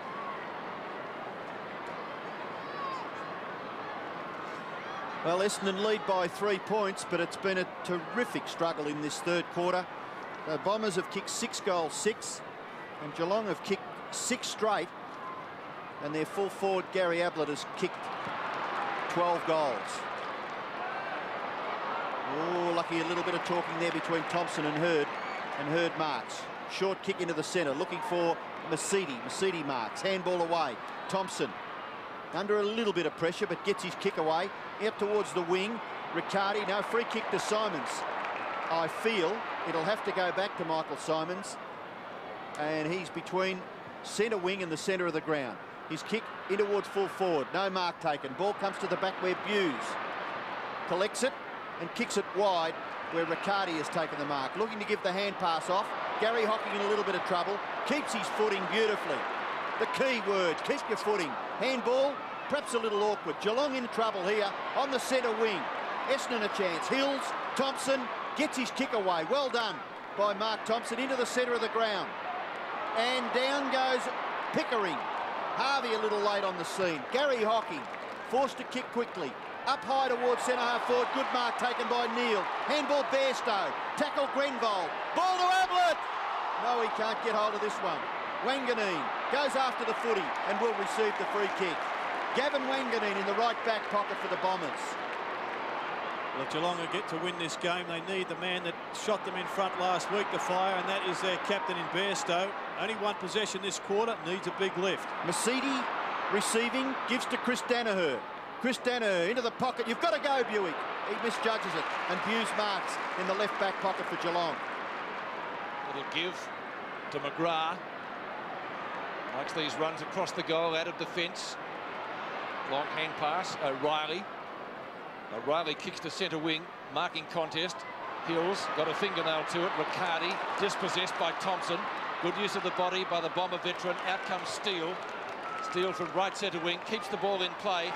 And Dustin Fletcher taking a good mark in front of Neal. From left half back. So former Essendon captain Kenny Fletcher. Man in front should be Barnes. And Barnes will be paid the mark. Can't argue with that. Somerville will have to give it back. He does, ultimately. Barnes against his old club. Gets pretty close to the man on the mark in Somerville. The end result, not a good kick. Izard offloaded as he kicked. So the pressure. I think the Barnes kick may have just hit Somerville on the hands, which forced Izard to kick quickly when he gathered the football. Play on call, huh? Yep. We have a boundary throw it on centre wing. Somerville, Barnes over the top. Riccardi. Little slap out the front of the pack. Steele again. Quick hand pass. Riccardi. It's not a great kick. Oh, just bounces a couple of millimetres inside the line. So the throw-in will take place right on 50 and under 3 minutes left in the third quarter. What a quarter of football it's been. Yes, I think Geelong at the present time need a focal point at centre-half forward. Perhaps they could get Hooper onto the ground and allow Barnes, who's in the ruck at present, to go to the Wanganeen again. Forward. Gary Hocking made him pretty heavily. Wanganeen gets up and gives Gary Hocking a little reminder, don't do that. And Peter Cameron has words to both of them. Well, Kevin Sheedy said that Wanganeen was a marked man during the week, as Robbo said earlier in the piece. Perhaps that's one of the reasons why. Not a great kick from Gavin. He's put that straight out of bounds. So a wasted kick. It's a little bit sloppy there because this game is very, very tight. Just 3 points of difference. Wanganeen should have done a bit better. Throw in close to centre wing again. Gary Hocking with O'Donnell. Pickering. Kicks it around the corner. Up the half forward. Steele. Gary Hocking. Lovely ball. Could kick it from there. Could but won't. It'll be out of bounds on the full. Tudor gets a hand to it, but it was over the line. And Sean Denham in the left back pocket will take the free. So Denham with 2 minutes left in the third quarter to kick the Bombers away from the Geelong goal. He's a little undecided. Now he decides on the long kick out towards centre wing. Crumbs to be gathered by Thompson. Hills has a chance. Handballs in for Mercedes, who keeps on gathering possessions and does well with this kick. Finds Harvey in the centre of the ground. Harvey being booed by the Geelong fans, unnecessarily so, I think. Kick towards full forward, punched away from Salmon. Kick it, gathers it, he's caught, but gets his foot to it and kicks it back to the centre. Chris Danaher, now Mercury. Just finds a little bit of space for himself and then kicks into the pocket. No mark taken, but Buick's recovery, very good. No, he overruns it. Buse is there, handball back for Barnes. Geelong out of trouble. Barnes' kick is good, finds Malakalis at half-back. Malakalis, in turn, Riccardi marks on the wing, away from Hills. Just over a minute left in the third term. Fletcher to midfield. Wanganeen, good knock on. Didn't quite find the player for whom it was intended. And McGrath, off the side of the boot. That's a pretty poor effort. Could have done better with that. The end result is okay because Gary Hocking's taken the mark. Brings it back up towards Spiro Malakalis. He doesn't waste any time, realising the clock's ticking down to three-quarter time. The Cats would love another goal here. Fletcher punches clear. Thompson, very clever from mid-air. Barnes in front, has taken the mark and has been paid the mark in front of Kickett. Fair enough. Under 30 seconds. So maybe the Cats can be the only ones to score. Couch. Onto Pickering. Ablett just touched it, I think. You have to wait on the boundary umpire. He'll throw it in. So I don't think there'll be any further scoring. Kevin Sheedy looking on from his position just outside the line. 115 to 112. Essendon leading by 3 points. Have to be a quick kick out of this for a Geelong score. Denham, a little give. To Wanganeen, onto Hills. There's the siren for three-quarter time. The last quarter promises to be a thriller. Essendon 17-13. 115 leading Geelong. 16-16, 112. The name of the game is Australia. For three quarters, the match has been a thriller, and at the final change, Essendon leading by 3 points, 17-13, 115, with the Cats 16-16, 112. Today's game is part of the Carlton and United Breweries 1993 AFL Premiership season.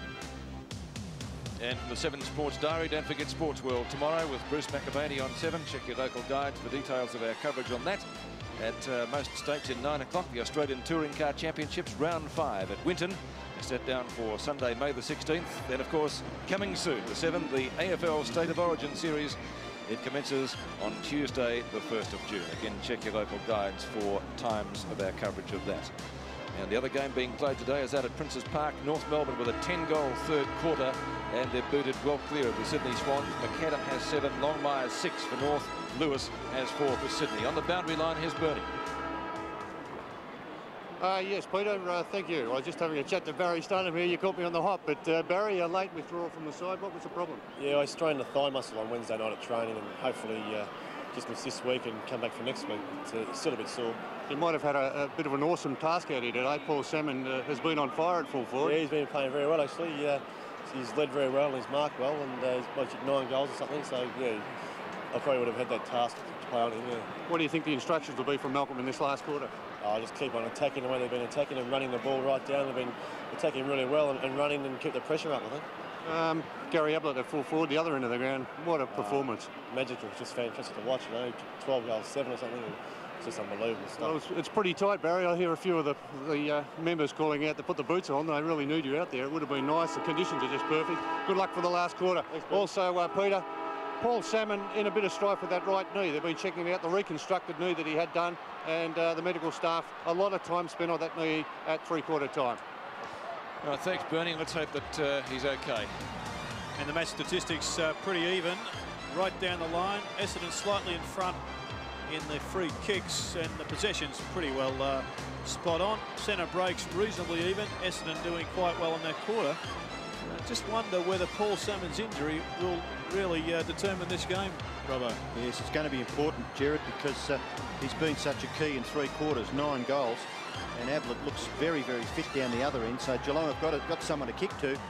Let's hope the Bombers can keep Paul Salmon on the ground. I still think Geelong could use Hooper, perhaps throw a bit of a tricky move and throw him to centre half forward. It would certainly make Kevin Sheedy have a look at his balance.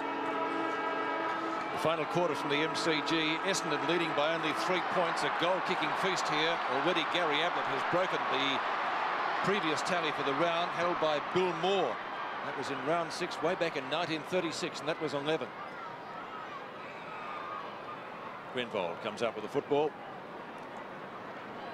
Ablett, of course, with 12 goals, 7 against his name so far. Somerville taps down. Grenvold again, well shepherded by Kickett. Salmon, a little bit of a nudge, just disposes of O'Reilly, and the ball goes through for one behind to make the difference 4 points. I think that'll be the game plan for Essendon this quarter. Salmon won't be doing much leading. They want to get the ball down quickly and just bomb it into the square and hope Salmon can out-bustle his opponent. O'Reilly kicks in. Barnes. O'Donnell. The high kick, obviously intended for Salmon. He's not in this contest, though. Good mark taken by McGrath in front of Harvey. When Carlos goes past, he decided to ignore him. Hasn't done bad, McGrath, since being cut up in the first few minutes by Salmon. He was moved pretty quickly too, wasn't he? Hocking, that's Stephen Hocking, gives it away to O'Reilly. And he'll bring the Cats out of danger. In fact, he's run up towards centre wing. Pretty dark here too at the MCG, the cloud cover increasing. Wanganeen, James Seaty, onto Tudor, formerly of North Melbourne. A quick hand pass back to O'Reilly, almost statuesque, but a good kick up to midfield. And kneeled in front of Fletcher, but Fletcher just gets his long arms to it. Barnes gathers and handballs for Stephen Hocking. Stephen Hocking's kick into the right forward pocket.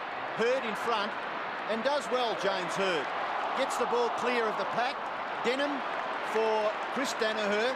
Maybe a little lucky, and Chris Danaher goes for the boundary line, which wasn't a bad ploy, because the only man he had to kick to was Barnes, who had Mercury as his immediate opponent. Ruck contest, Somerville, high, ball comes to ground, Hocking, bounce was awkward for him. In goes O'Donnell and gets the free kick. Hocking, the infringer, and he puts his foot on the football, and by gee, he was lucky he never got 50 metres there. O'Donnell's kick in towards centre half forward, no mark taken, ball comes to ground, kick it with the football, little kick off the ground by Izard, back it goes for Buse. He's going to have to give it off, and he does nicely to O'Reilly, who backed him up quite well. His kick goes wide towards the wing. Gather out there is by Thompson, and gets his left foot to it. Simons gathers, handballs wider for Izard. Izard outside 50, kick into the pocket. Salmon, O'Reilly over the top. Back goes Steve Hocking. Got the football close to the boundary line. Oh, he set it up for Buick, who leaves it for Mercury. His kick over his head. Harvey in front, punched away by McGrath, punched away by Steve Hocking, close to the line. And we'll have a boundary throw in the left forward pocket for Essendon, about 25 metres around from their goal. Yes, it's Russian roulette down there at the moment for Essendon. Paul Salmon must take some grabs to have an influence, because his man O'Reilly is running right off him. And Salmon has kicked only a behind there. So his tally for the afternoon is 9 goals, 6. The record against Geelong by an Essendon player, incidentally, is held, would you believe, by John Coleman at 13. Way back in 1952, Fred Gallagher kicked 12 against the Cats in 1957. Darcy. Geelong are absolutely slaughtering Essendon from the kickouts. Kneeled in front, can't take the mark. Masiti is having a great season for the Bombers. Delivers to Mercury. Tell you was good in that passage of play. Fletcher again. Yes, he's been a pretty good performer at centre half back for Essendon, and another reason why I think it wouldn't hurt Geelong to throw the big fellow Hooper onto the ground. So Mercury will kick just inside 50. Shocking kick. Might even be a score, or might scrape in for a behind. No, it won't. It's out of bounds on the full. And so that will be a free kick to Stephen Hocking in the last line of defence. A little bit of bad luck late last year when he dislocated his shoulder in the qualifying final. Grenvold, a bad kick. Grenvold would almost be within kicking distance. Salmon calling for it, and quickly. Puts it out in front for the big fish. Now Salmon brushes his way through and will get a free kick. What are we playing? Oh, come. Well, let's just have a look at this on replay. See if the... Gee, there's not much in that, is there, Jared? I'll leave that one to you, Robert. I've made my comment. Gee. Well, one gets the feeling perhaps the umpires are trying to square it up for the Ablets down the other end. It's about the most sensible comment of the lot, I think. Salmon's kicked a goal. He's kicked 10. And he might even be coming off the ground.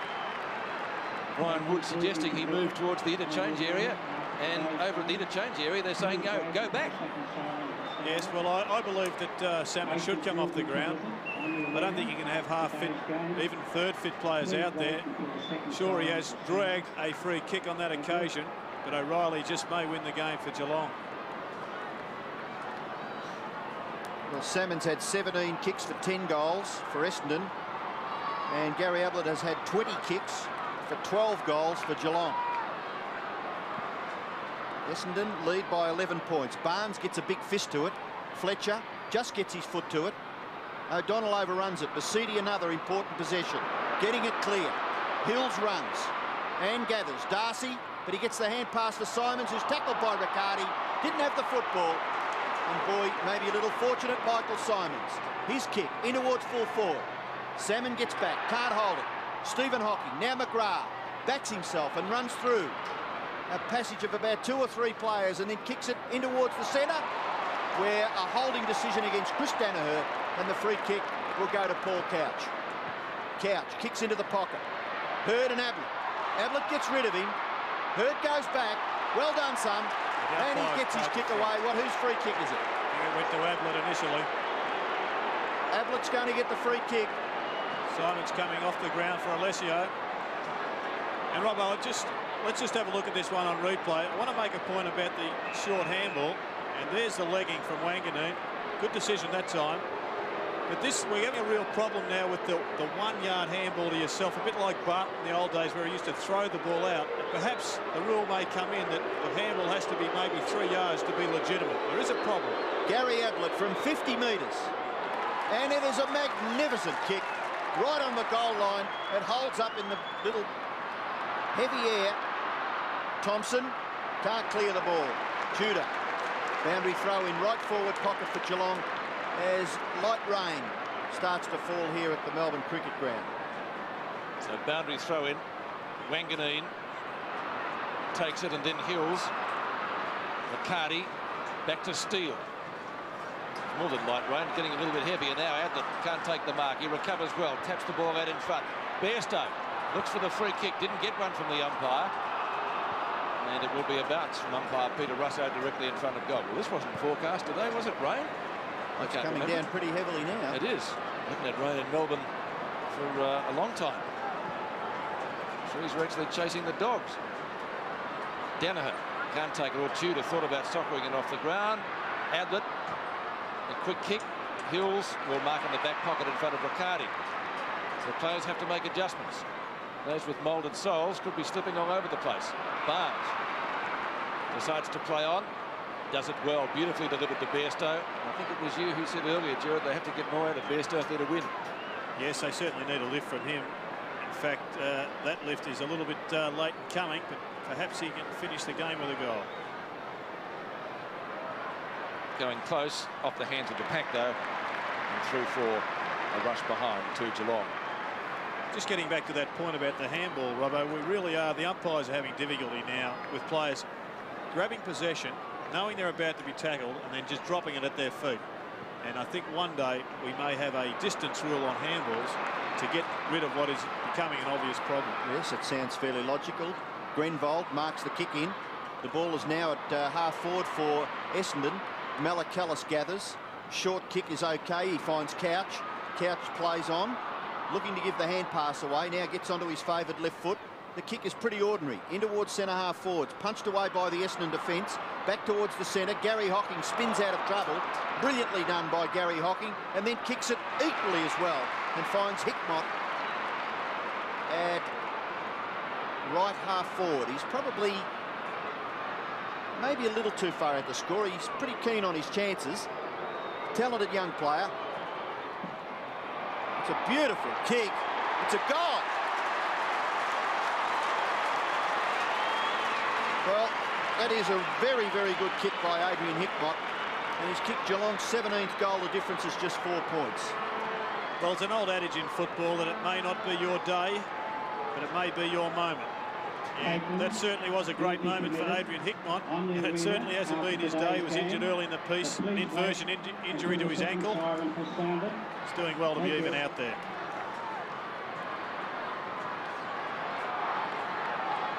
"17 minutes left in the match. Hickmott brings it back to within a kick. Somerville down to O'Donnell. A quick kick. Pickering, well, they could raffle this. The Cats, good tackle by Kickett on Hocking. Back to Spiro Malakalis from right centre wing. Up to half forward. Hickmott! Great grab! Grenvold has got the football. You have to give it back.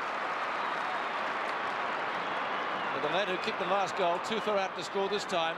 He'll be looking for the champ. And he's got it. No, he hasn't. Got 2 hands to it, but the rain, I think, beat him that time. Hurd. He's got one in the face there, Ablett. He's still down on the ground. It's a little stunned, doesn't he?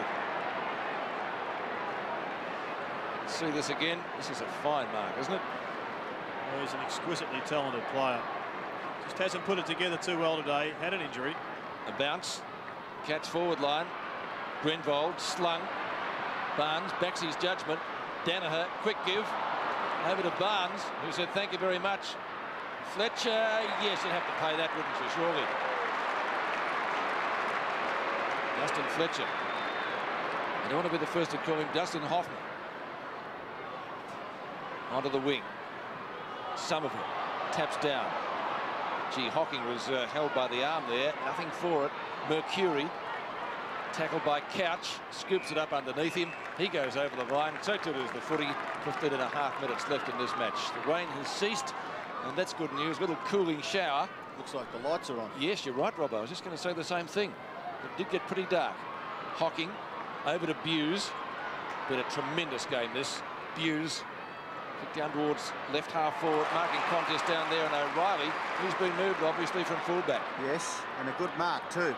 In the Ablett direction, gets rid of Hurd. Tudor into the goal square. Hickmott held when he didn't have the football. A rush behind is given the all clear for Geelong. Geelong fans not too happy. 3 points now, the advantage with Essendon 123 to 120. Yeah, good move here from Malcolm Blight. He's got Neil, taken him from centre half forward, pulled him at full back. He'll be able to run off Salmon even better, and I think O'Reilly will give a better focal point at centre half forward. Ball with Tudor. Tudor's kick across his body, and a good effort by James Hurd. Very, very hard at the football. A good strong mark. Away for Thompson. Thompson is in the right back pocket. Kicks it out towards the wing. Gather is by Mercury. Quite nicely too. Away for Mercedes. Mercedes couldn't have anyone down there to kick to, so he's had to kick it just along the ground. Buse is gone. Tackle by Buick. Gathered by Mercedes. Still play on. The player's looking for a free kick to be awarded. Not forthcoming boundary throw-in. Well, it's like a game of chess here at the moment. Kevin Sheedy has pushed Somerville to the forward pocket, trying to get Barnes out of the play. Now Barnes has just brought McGrath back so he can take this tap out. Against Alessio, is it? Yes. Free to Barnes. Barnes at the left half-back flank. Has been a very good player all day today, Barnes. It's been a nice leap. Good kick by the former Bomber. Good punch by Fletcher, Masiti, Izard. Oh, beautifully done. Hickmott. Ablett the target. Hurd knocks it down. O'Reilly rooted into the ground. Ball spills free out the front. Denham. Long kick up to the edge of the square. Kick it, can't handle it. Darcy, quick hand pass. Riccardi, blocked by Hills, who's good on Couch. Darcy again, second chance. Quick fire hand pass. Riccardi, Malakalis, little 9-iron chip shot. Look for Bairstow, great mark, one-handed. I think he was actually going for Couch there, Peter, but Bairstow came through nicely and it was a good grab in the end. I tell you what, he won't want it back, Jared, either. Yes. Too far out to score. Trying to get Ablett one out now. Ball a little bit greasy after the rain we've had. Marking contest, Ablett at the front. Well, the idea was right, but the great man has put it out of bounds on the full. So no addition to his tally for the day. He's going for his record at this ground, which was 14 against Richmond in round 9, 1989. And his former teammate, Sean Denham, is going to take the free kick. Derek Kickett coming off the ground. Simon's back on for Essendon. Denham kicks the ball out for Essendon. Well outside 50 metres. Up high, Barnes. What a specky. What a great game he's played. Very talented player. And off the left foot. Oh!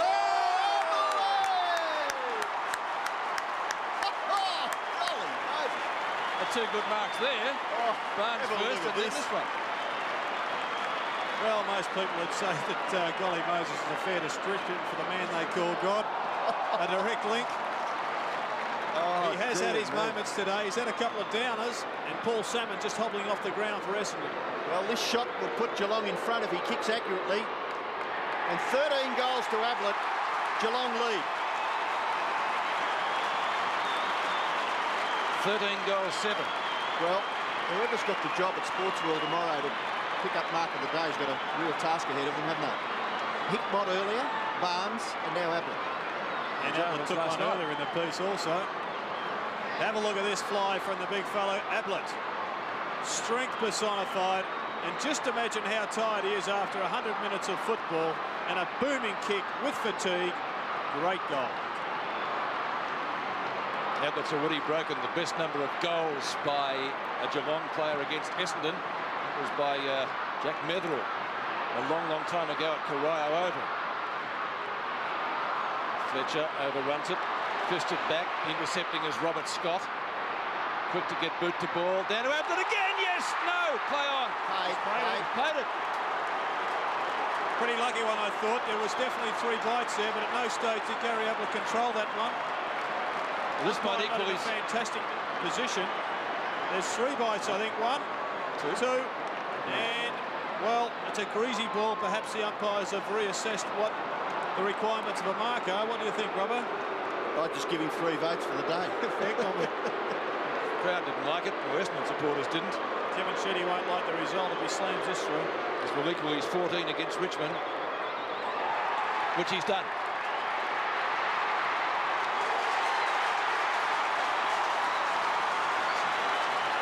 A record-breaking performance by Gary Ablett, getting Geelong's 19th goal and one of the great performances in AFL history.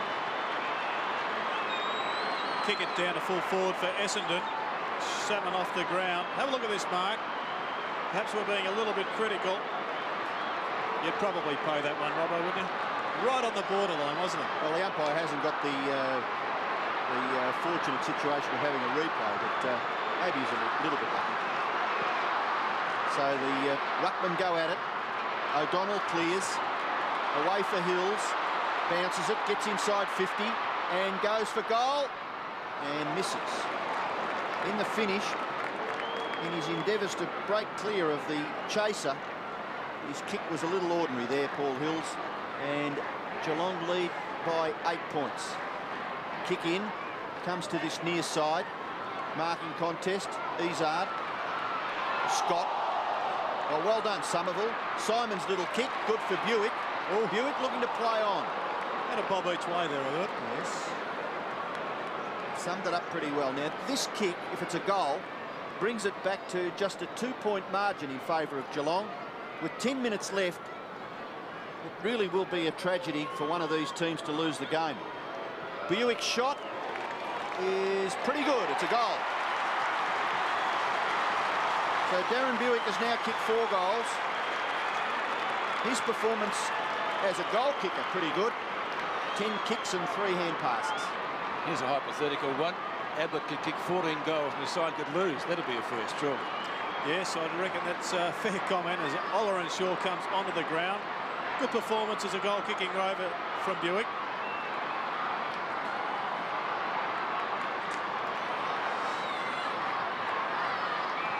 Under 10 minutes left, crowd in a frenzy. Geelong by 2 points. Darren Buick has now kicked 4 goals too. Somerville off the ground out of the centre. Oh, a little flip on. Not going Geelong's way. And they get away with this through Pickering. He's kicks to Barnes. Excellent. Sticky fingers. Ablett at the back. Hurd. Good mark. Well done, kid. And to another youngster in Masiti. Tackled by Couch. Danaher. Not a good kick. The end result might be okay. O'Donnell couldn't handle it. Wanganeen gets tripped up. And he should take a free kick at right half back. Well, close to right centre wing for Essendon. This is a fantastic game of footy. Well, you get lucky as a commentator sometimes. We put up with some pretty ordinary games at times. Not this one. Football one. this year has been fantastic, and this is one out of the box. Sean Denham is at right centre wing. 9 minutes left in this match. A real bottler. A draw would indeed be a fitting result. Derek Kickett, can he put the Bombers in front? Turns around, kicks at goal. And McGrath, prepared to concede a behind to the Essendon side, rushes it through for only 1 behind.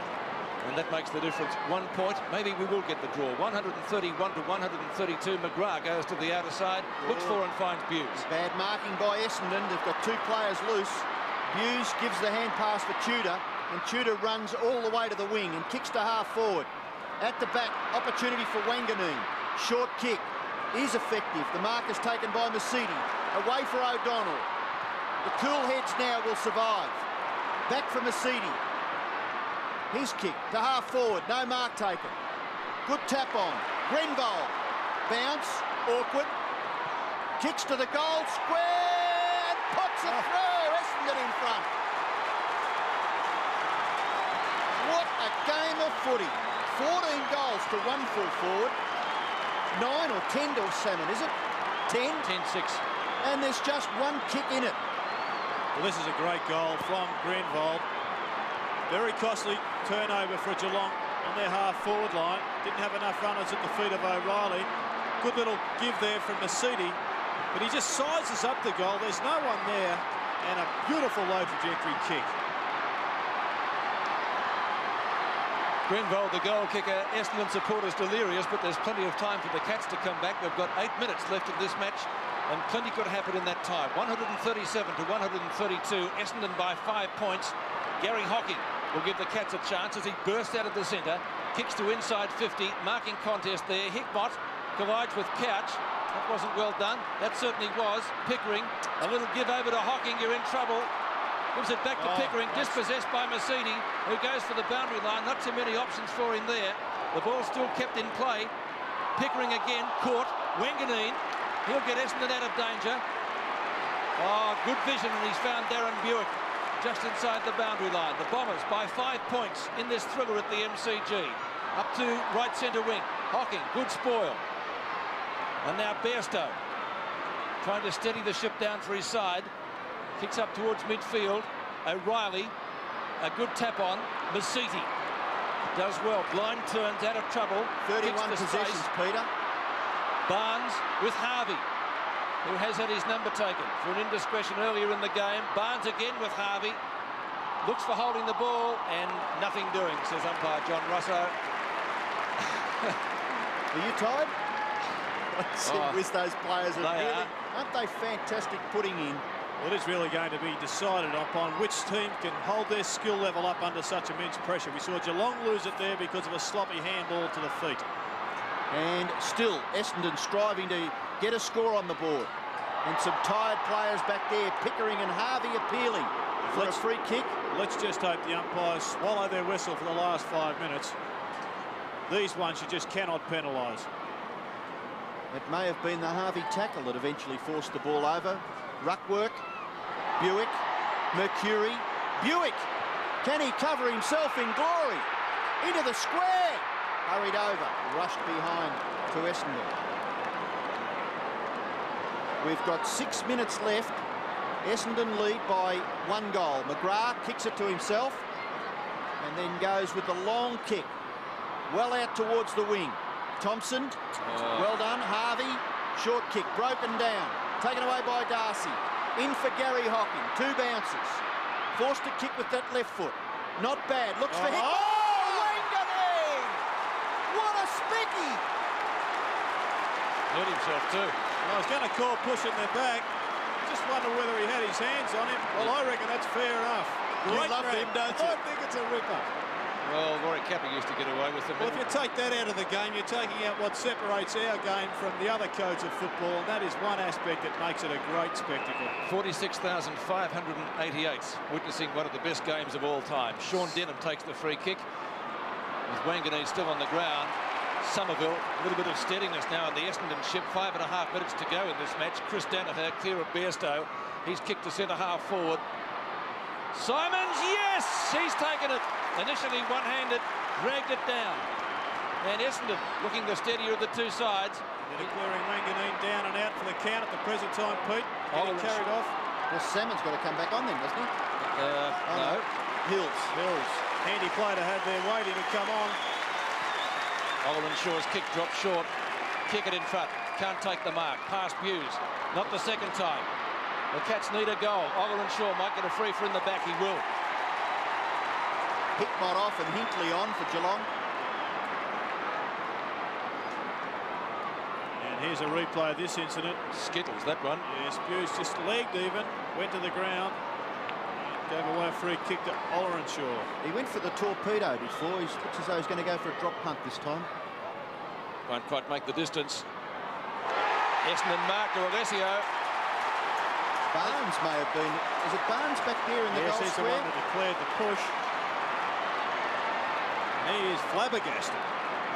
Let's just have a look now. There's the push from Somerville on Barnes. Yeah. A left-hand short-arm jolt. That was more obvious than a few others we've seen during the afternoon, wasn't it? Exactly. So Stephen Alessio, not impressive stats, but he could finish up the hero. Only 4 minutes left. And kicks a goal, his second. Still a long way to go. 4 minutes in footy these days. Oh, gee, they need 2 goals. Yeah, so plenty of time with 4 minutes. Even last night we saw another example. Hawthorn looked to have the game in control, and all of a sudden after a couple of minutes the Crows are back into the business, and Barnes coming off the ground for Hooperman, who's been brought on to create a miracle.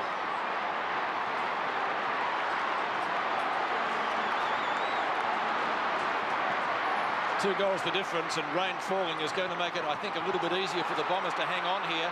Danaher's slung, still gets a possession. O'Donnell over the top. Oleran short. Danaher still down, incidentally. Looks hurt. Alessio. Yes!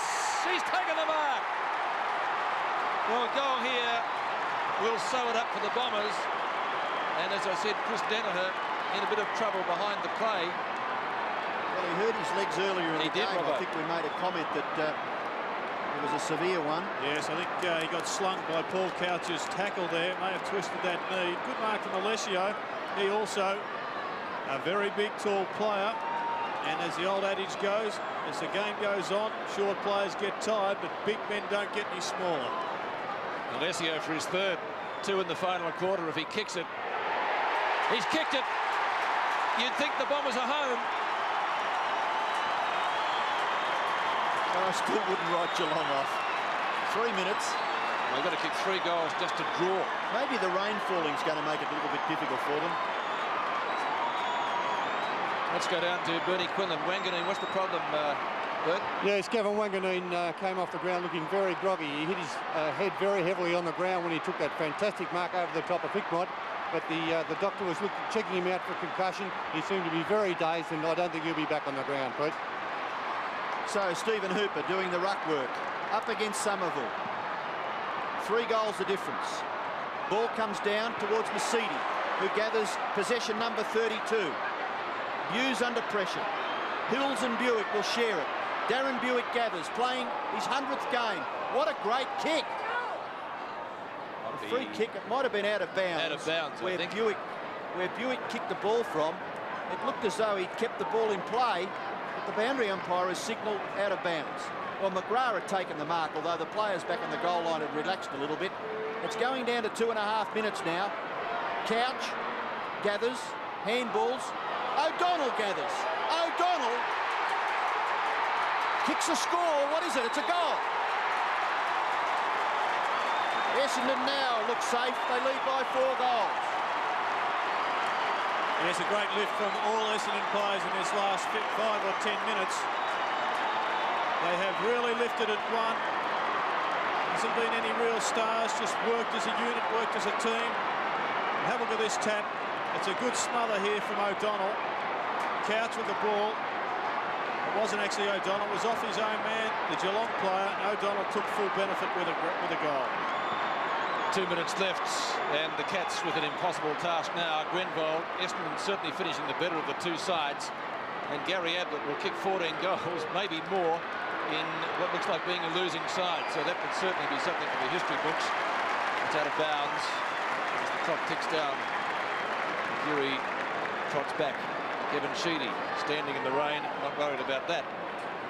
Getting a little bit lighter, so perhaps the shower will pass. Bairstow to Couch, a quick kick. Mercedes is in the road for Essendon. Pickering will stand the mark. Certainly rain wasn't forecast today, neither was this great match. Paper it looked like being a beauty. Simons, the flyer, couldn't take the mark. That would have rivaled other candidates for mark of the day. Be a bounce on centre wing. He just came out of nowhere then, Sam. Yeah. He's a promising young player too. Oh, great push off. Mile in the air. Peter Cameron puts it down. Simons credited him with a hand pass, but not mark of the day. The Bombers have lost a couple of close ones this year. haven't been rewarded, but today they justifiably will take home the 4 points after another slogging game. Greenwald loses it. Bairstow gives it over to Spiro Malakalis. Quick hand pass. Darcy. Neal. Simon's in pursuit. Long kick up towards right half forward. O'Reilly has it punched away from him. Fletcher. Riccardi. Onger and Shaw in pursuit. Brings it back inboard. Gary Hocking takes the mark. Gary Hocking goes in the Ablett direction. Oh, that should be a free kick, surely. Huh? Well, I'm sorry. Denham. Chance for Scott. Tries to get past Fletcher. Good tackle. O'Reilly. Close to the boundary line. Little kick smothered by Fletcher. Gatherers by Tudor. Handball back. O'Reilly. Little kick into the goal front. Bounce awkward for Pickering. Essendon will get the ball clear. Back towards the centre. There's the siren. The Bombers have won a classic football match. And there's Kevin Sheedy, a very happy man. But Essendon have won by 4 goals, 23-18 to 19-18.